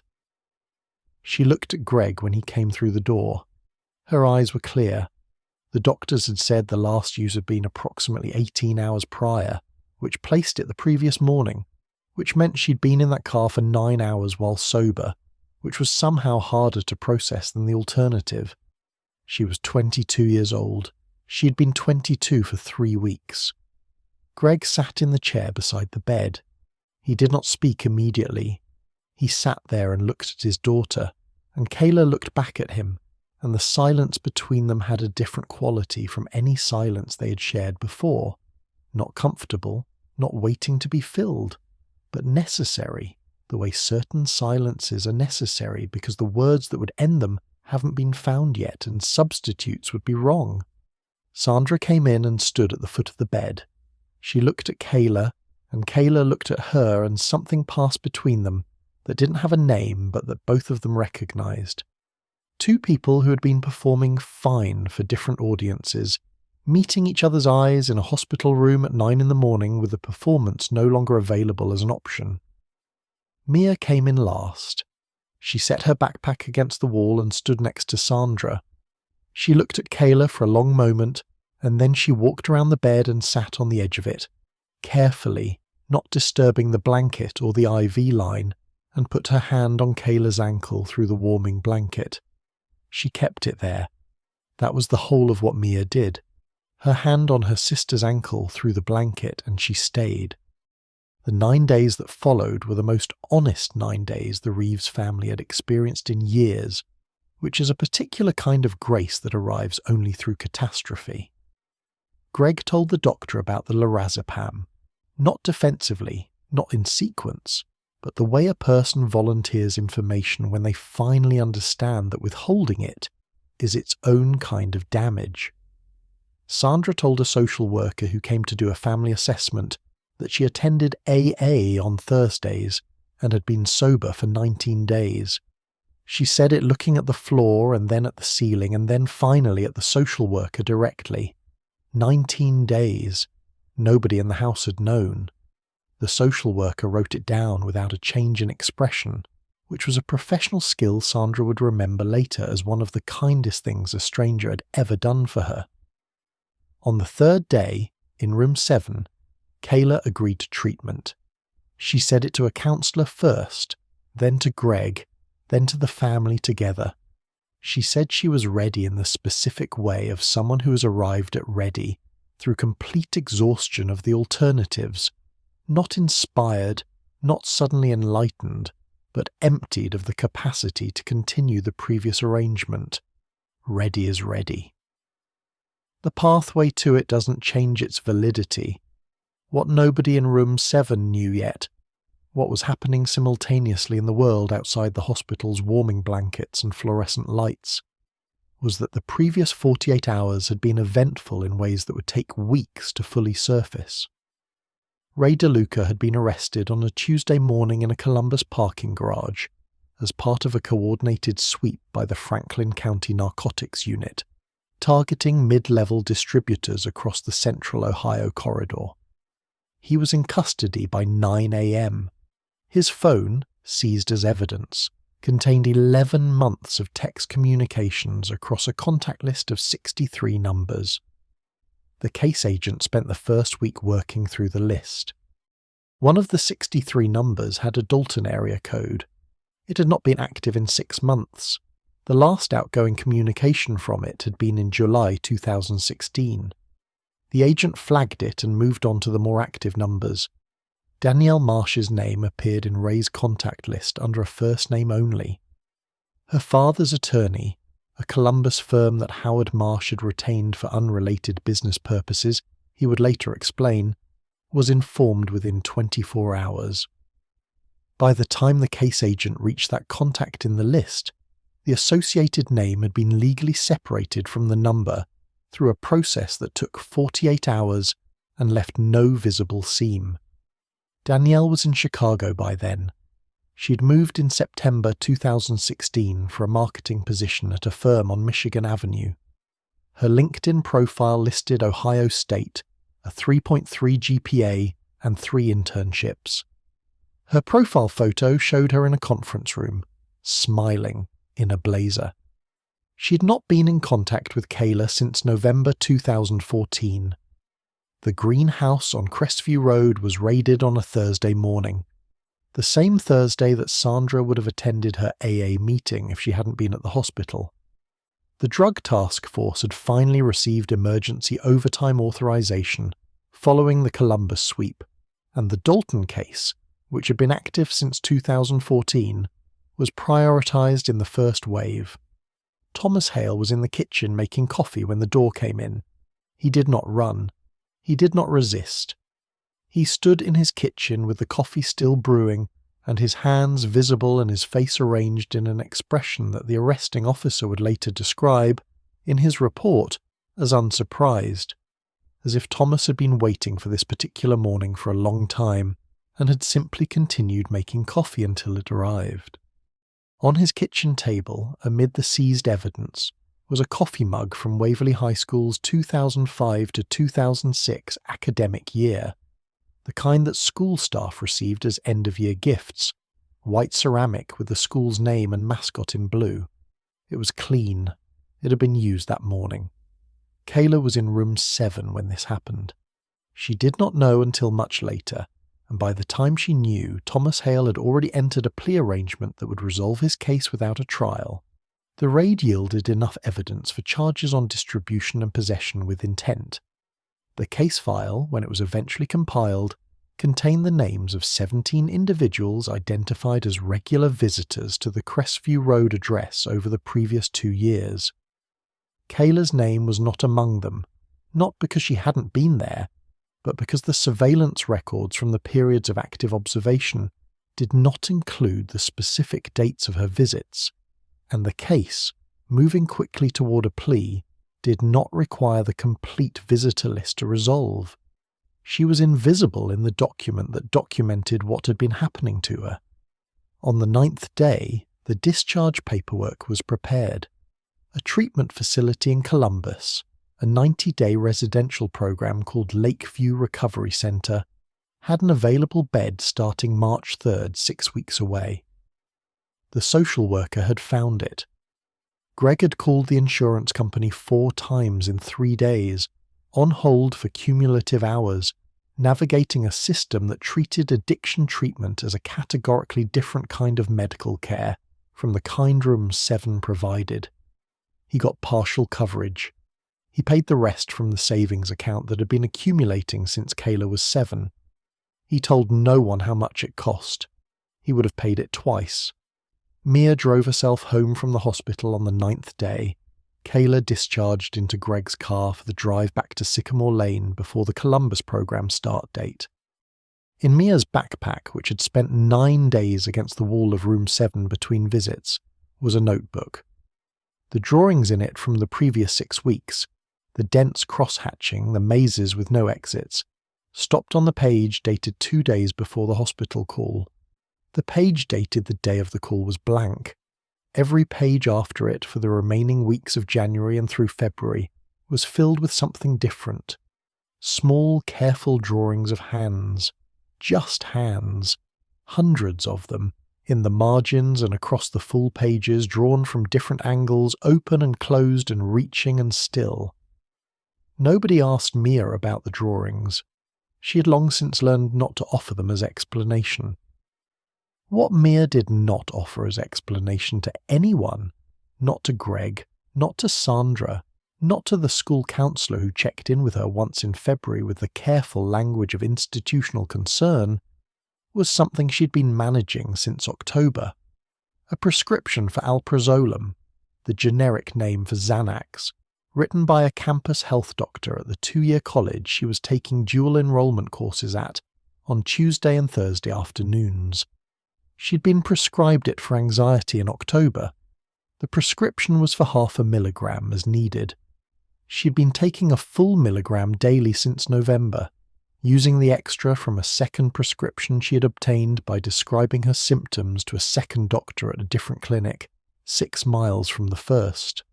She was 18 years old, and she was the most functional person in the Reeves house, and she was taking twice her prescribed dose of a benzodiazepine every day, and nobody in the world knew it. Kayla's discharge papers listed a follow-up appointment in 2 weeks. Greg put the date in his phone calendar. Sandra put it in hers. Mia wrote it on a sticky note on her bedroom mirror, in her precise handwriting next to 3 other dates she was tracking. Kayla sat in the back seat on the drive home, looking out the window at the January fields, flat, brown, stripped of everything, waiting for a season that was still weeks away. She watched the fields move past and did not speak, and did not sleep. The wind chime on the porch was frozen when they pulled into the driveway on Sycamore Lane. The metal tubes had iced together in the cold and hung motionless, silent for the first time in 13 years. Lakeview Recovery Centre occupied a converted Victorian house on the east side of Columbus. 3 stories, painted a yellow that had faded to something closer to cream. The sign out front was small, deliberately understated, the kind of facility that had learned, over years of operating in a residential neighbourhood, that visibility invited complication. Kayla arrived on March 3rd with a single bag and the discharge paperwork from Licking County General folded in her coat pocket. She stayed 93 days. The program was structured around a model that combined medically supervised detoxification, individual counselling, and group sessions with a cognitive framework, teaching the brain, essentially, to recognise the specific patterns of thought that preceded use, to identify them before they became decisions. The clinical term is cognitive behavioural therapy.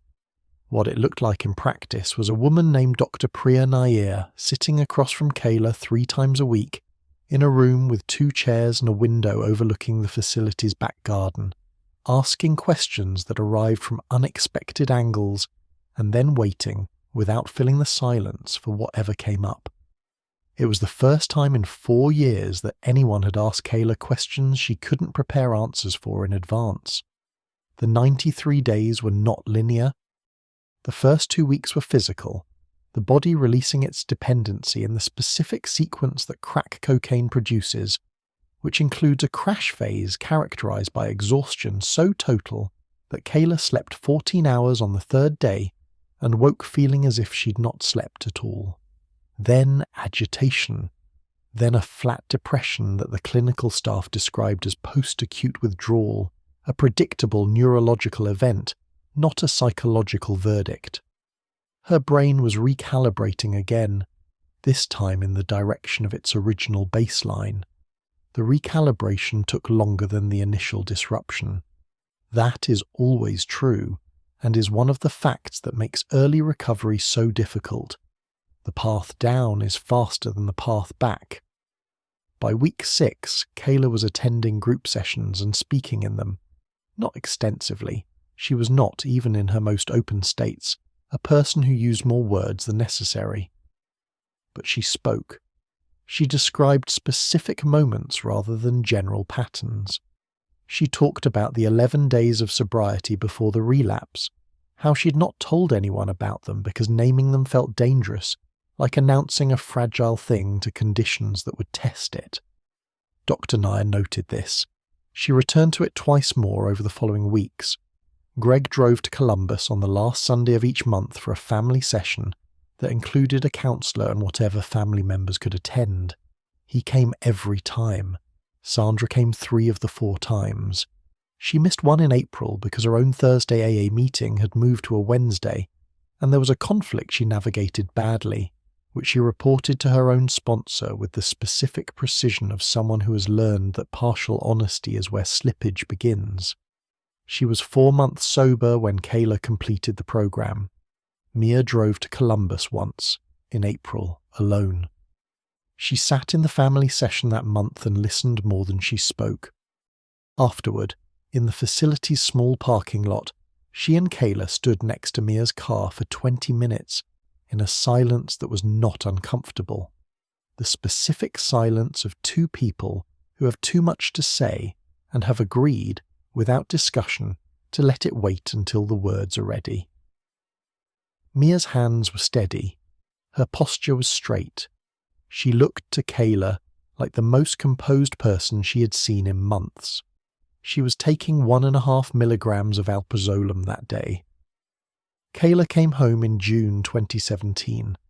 She slept in her old room and ate at the family table, and found a job at a laundromat on Clement Avenue called All Clean, which opened at 7 and closed at 9, and employed 4 people, including the owner, a Vietnamese-American woman named Mrs. Bam, who had run the place since 2003 and had a precise and non-negotiable policy about 3 things: punctuality, folding technique, and not discussing customers' laundry with other customers. Kayla learned all 3 within the first week. She showed up every day. That was the complete description of the first 6 months of her employment. She showed up every scheduled day at 7 in the morning, and she did the work, and she came home. Greg noted this without saying anything about it, because saying something about it would have required acknowledging the period during which showing up had not been a given, and the family was still learning how to talk about that period without the conversation collapsing under its own weight. The silence around the past was not avoidance. It was structural load-bearing. It was holding things up while the foundation was being repaired. 6 months passed. Then October arrived with a specific combination of factors: a bad week at work, a fight with Sandra over something small that became something larger, a Tuesday night when the house felt like a container that had been filled past its capacity, and Kayla drove past Crestview Road. She did not stop. She drove past it and turned around and drove past it again, and then sat in a parking lot on the far end of the street for 22 minutes before driving home. She used the next day, 1 night, alone. Then 2 weeks she could not fully account for, which is the specific language she used with Dr. Nair in a phone session on the 19th day. Not that she had lost the time, but that she could not account for it in a way that connected it to the person she'd been the week before. 2 weeks of use that she had not planned and could not have predicted on the first night had functioned, again, like a switch rather than a dial. She went back to Lakeview. Not the full 93 days, a shorter intensive program, 30 days, same structure, same Dr. Nair by phone, even though Nair was not formally affiliated with the step-down program. The calls were Nair's own time. She made them anyway. Kayla completed the 30 days and came back to all clean, and Mrs. Fiam, who had been told only that there was a family health situation, put her back on the schedule for the following Monday without ceremony or commentary, which was exactly the right response and which Kayla recognised as such without being able to articulate why. 2018 arrived. Thomas Hale's plea was entered in February. Conspiracy to distribute a controlled substance, reduced from the original charges through a negotiated agreement in which Thomas provided information about 2 supply contacts above him in the chain. He was sentenced to 30 months, with parole eligibility at 18. He entered the correctional system in March 2018 and was transferred to the Chillicothe Correctional Institution, 60 miles south of Dalton, in the county where he had spent 12 years as a guidance counsellor. Whether the proximity was noted by anyone in the sentencing process is not recorded. Ray DeLuca received a 4-year sentence in the Franklin County case, reduced from 6 on a cooperation agreement. He was released in 2020 and moved to Pittsburgh, where his sister lived. His Columbus circuit was absorbed within 8 weeks of his arrest by 2 separate operations who'd been waiting, with the patient efficiency of people who understand market dynamics, for the vacancy. The supply did not pause, it never pauses. The names change, the routes adjust. The product continues moving through the same invisible channels, finding the same points of entry, reaching the same recalibrated instruments in the same quiet towns. Howard Marsh was re-elected to Dalton City Council in November 2018 with 61% of the vote. His campaign materials cited fiscal responsibility and community investment. The Drug Task Force, fully defunded in the 2015 budget, had not been reinstated. Its former case files had been transferred to the County Sheriff's Department, where they occupied a section of a shared database that received periodic review and no dedicated personnel. A local journalist at the Dalton Courier named Steph Okafor had been trying to connect Howard Marsh to the task force defunding since 2016. She had public records, meeting minutes, budget documents, the timeline of votes. What she did not have was a source willing to go on record connecting Marsh to any individual in the supply chain, because the chain had too many links, and the links were all ordinary looking, and the people who knew the most had either entered plea agreements that restricted their public statements or had moved to Chicago.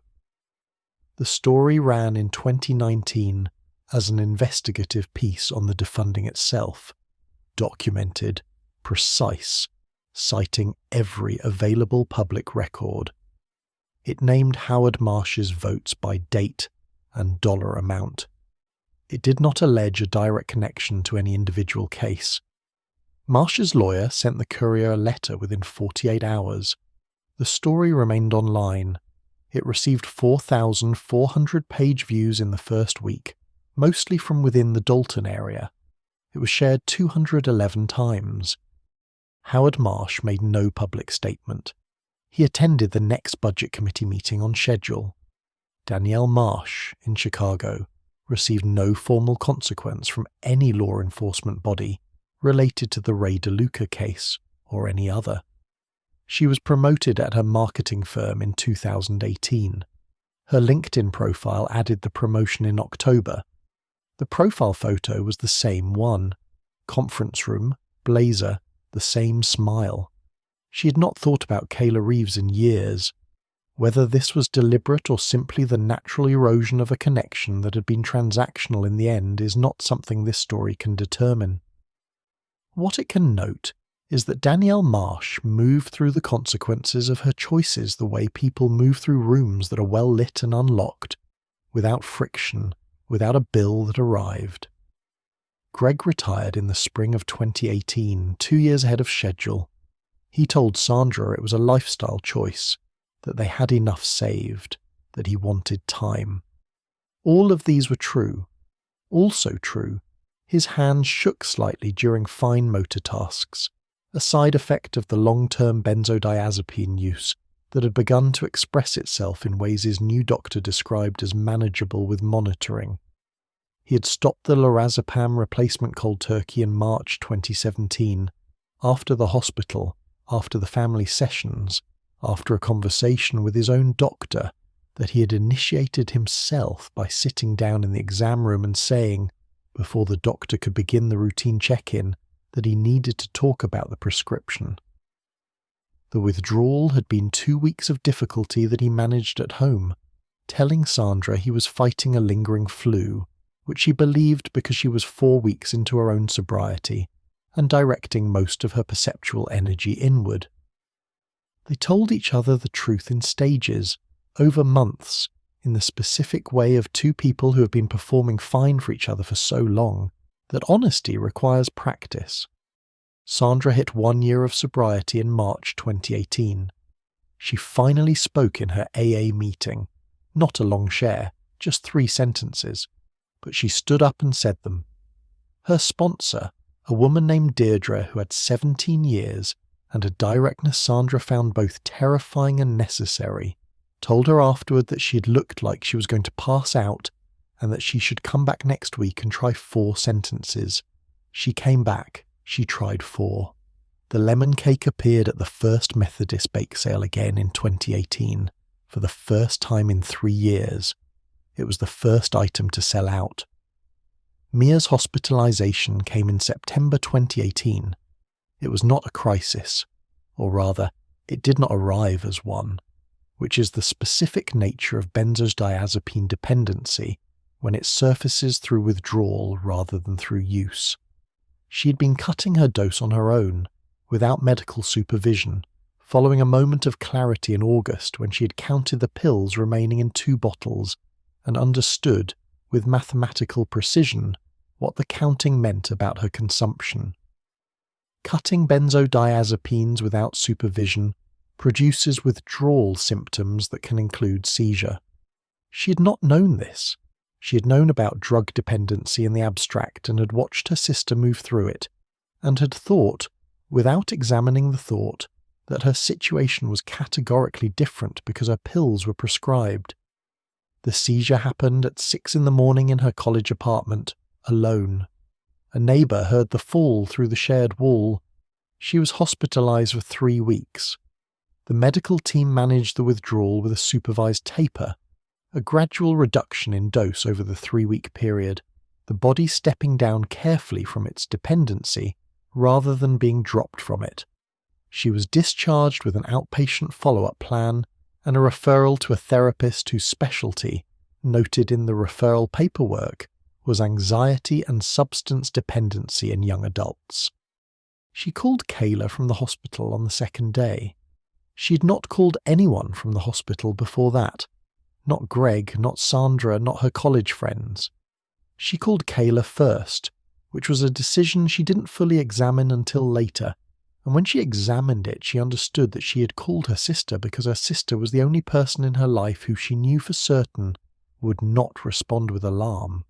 Kayla answered on the 2nd ring. She listened to what Mia said without interrupting. She asked one question when Mia finished, whether Mia was safe, and Mia said yes, and Kayla said okay. Then they stayed on the phone for an hour without saying much of anything, which was the most useful thing either of them had done for each other in years. Greg and Sandra drove to Mia's college the next day.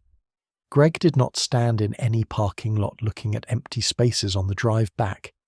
He sat in the passenger seat, and Sandra drove, and neither of them needed to say what they were thinking because there was nothing left to protect each other from.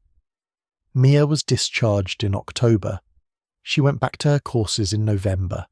She was 19 years old, and she had a therapist and an outpatient plan, and a prescription for a non-benzodiazepine anxiety medication that she took at the correct dose at the same time each morning. The pill bottle on the bathroom counter next to her toothbrush, visible and unremarkable. She had also, by this point, told her parents everything, not just the hospitalization, but the October prescription and the second doctor and the 18 months of managed concealment.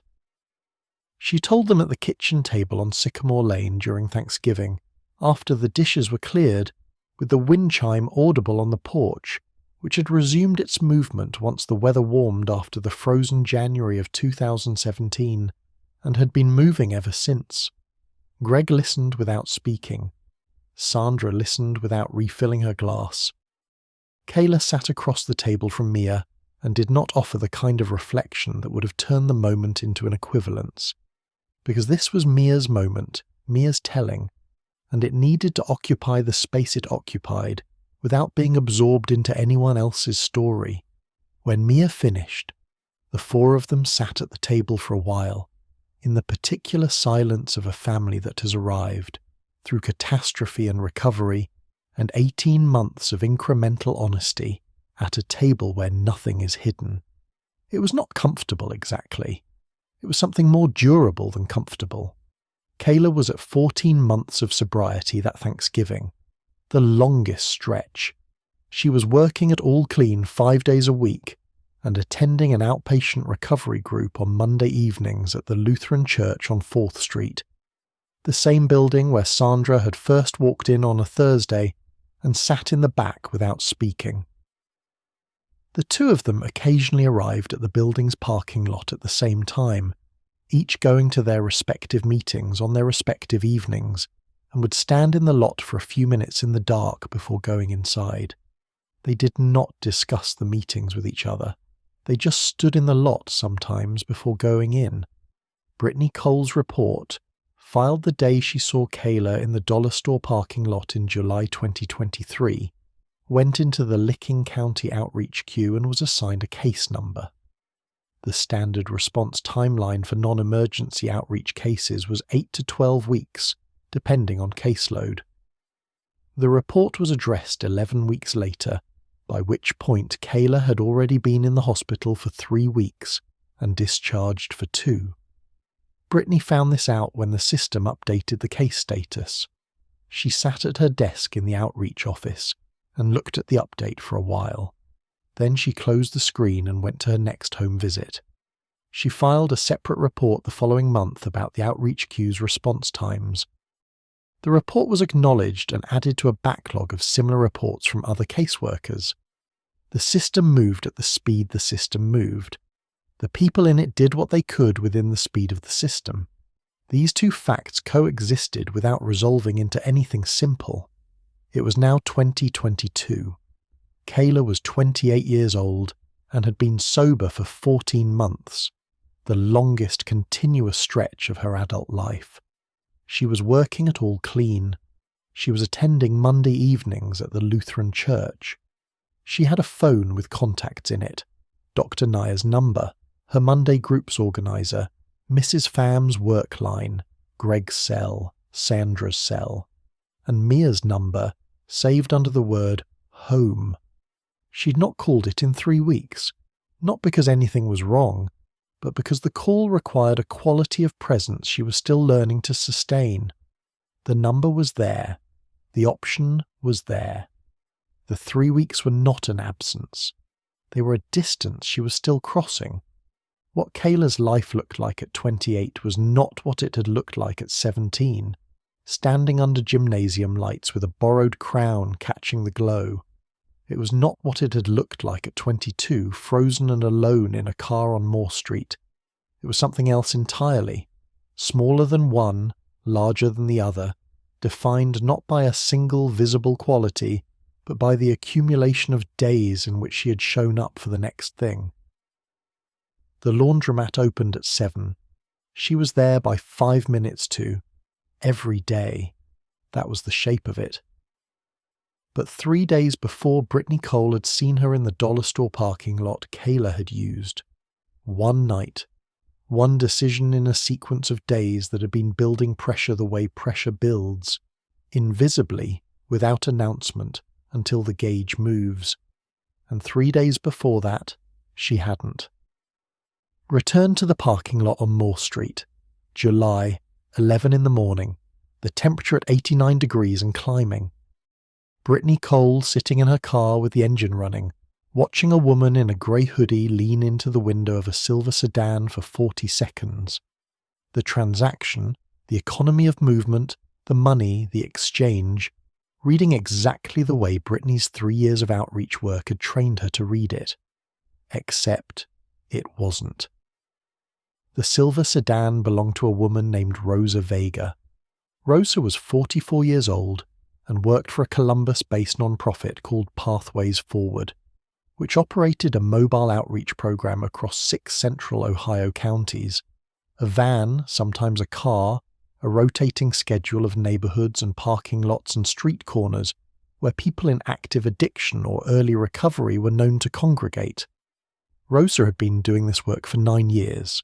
She carried a specific kit in her car, naloxone, clean supplies, a laminated resource card, and a phone number for a recovery navigator program that could place people into treatment within 48 hours if a bed was available.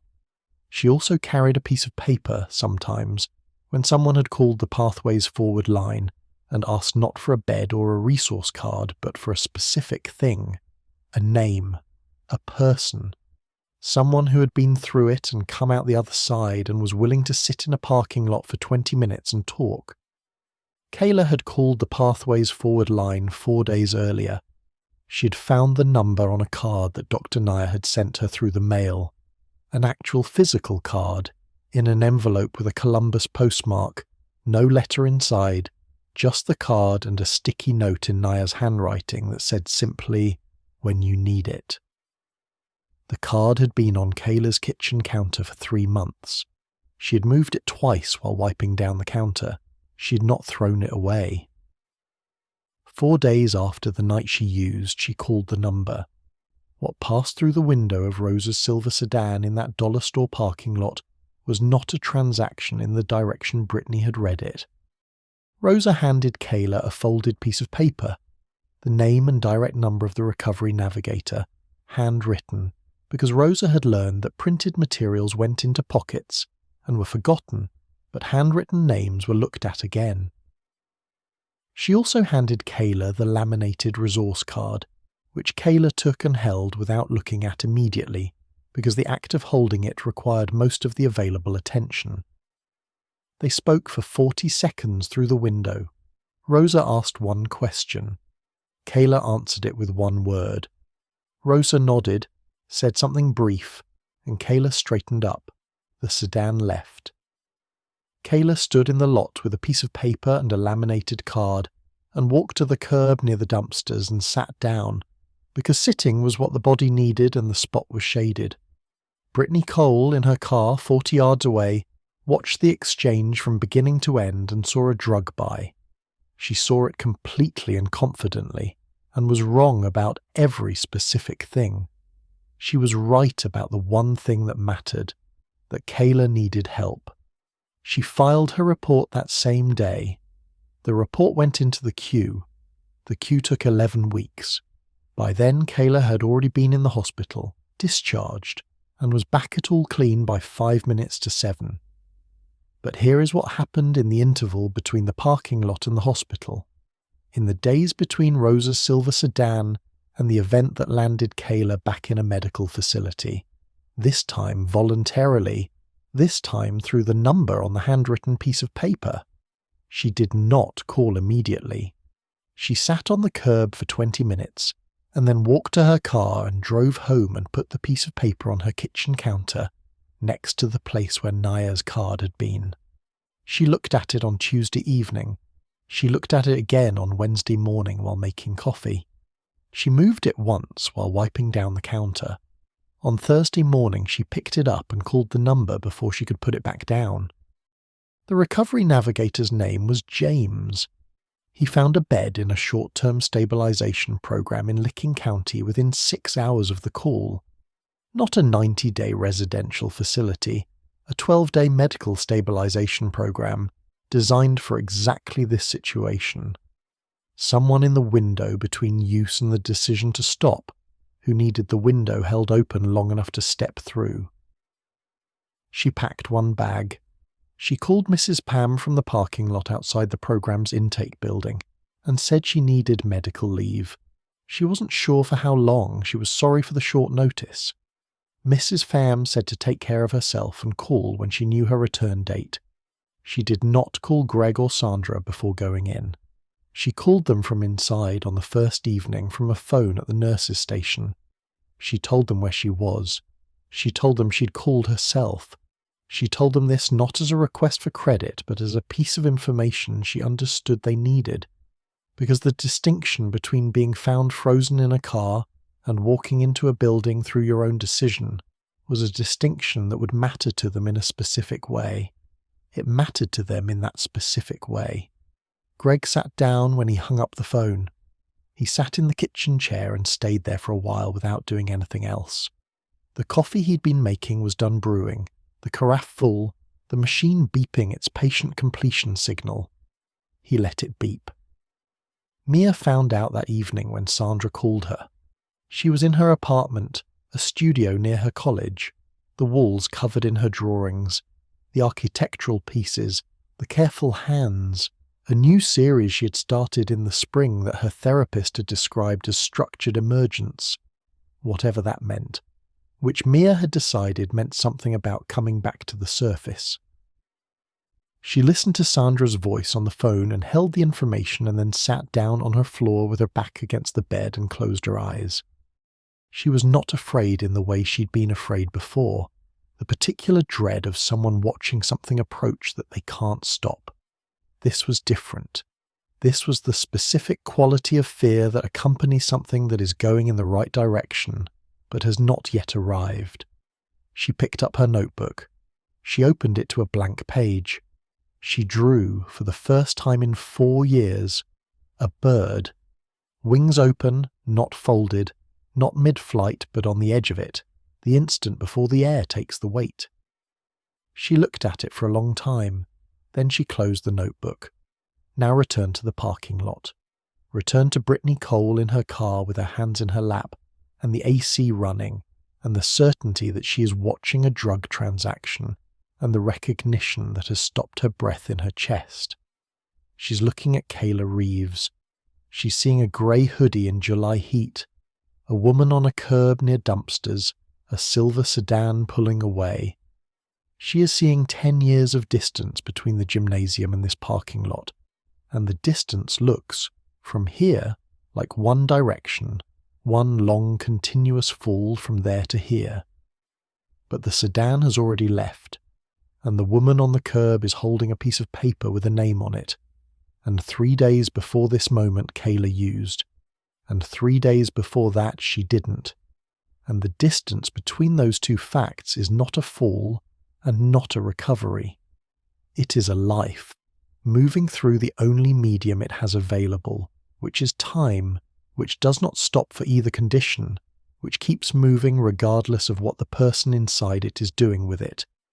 Brittany finally got out of her car.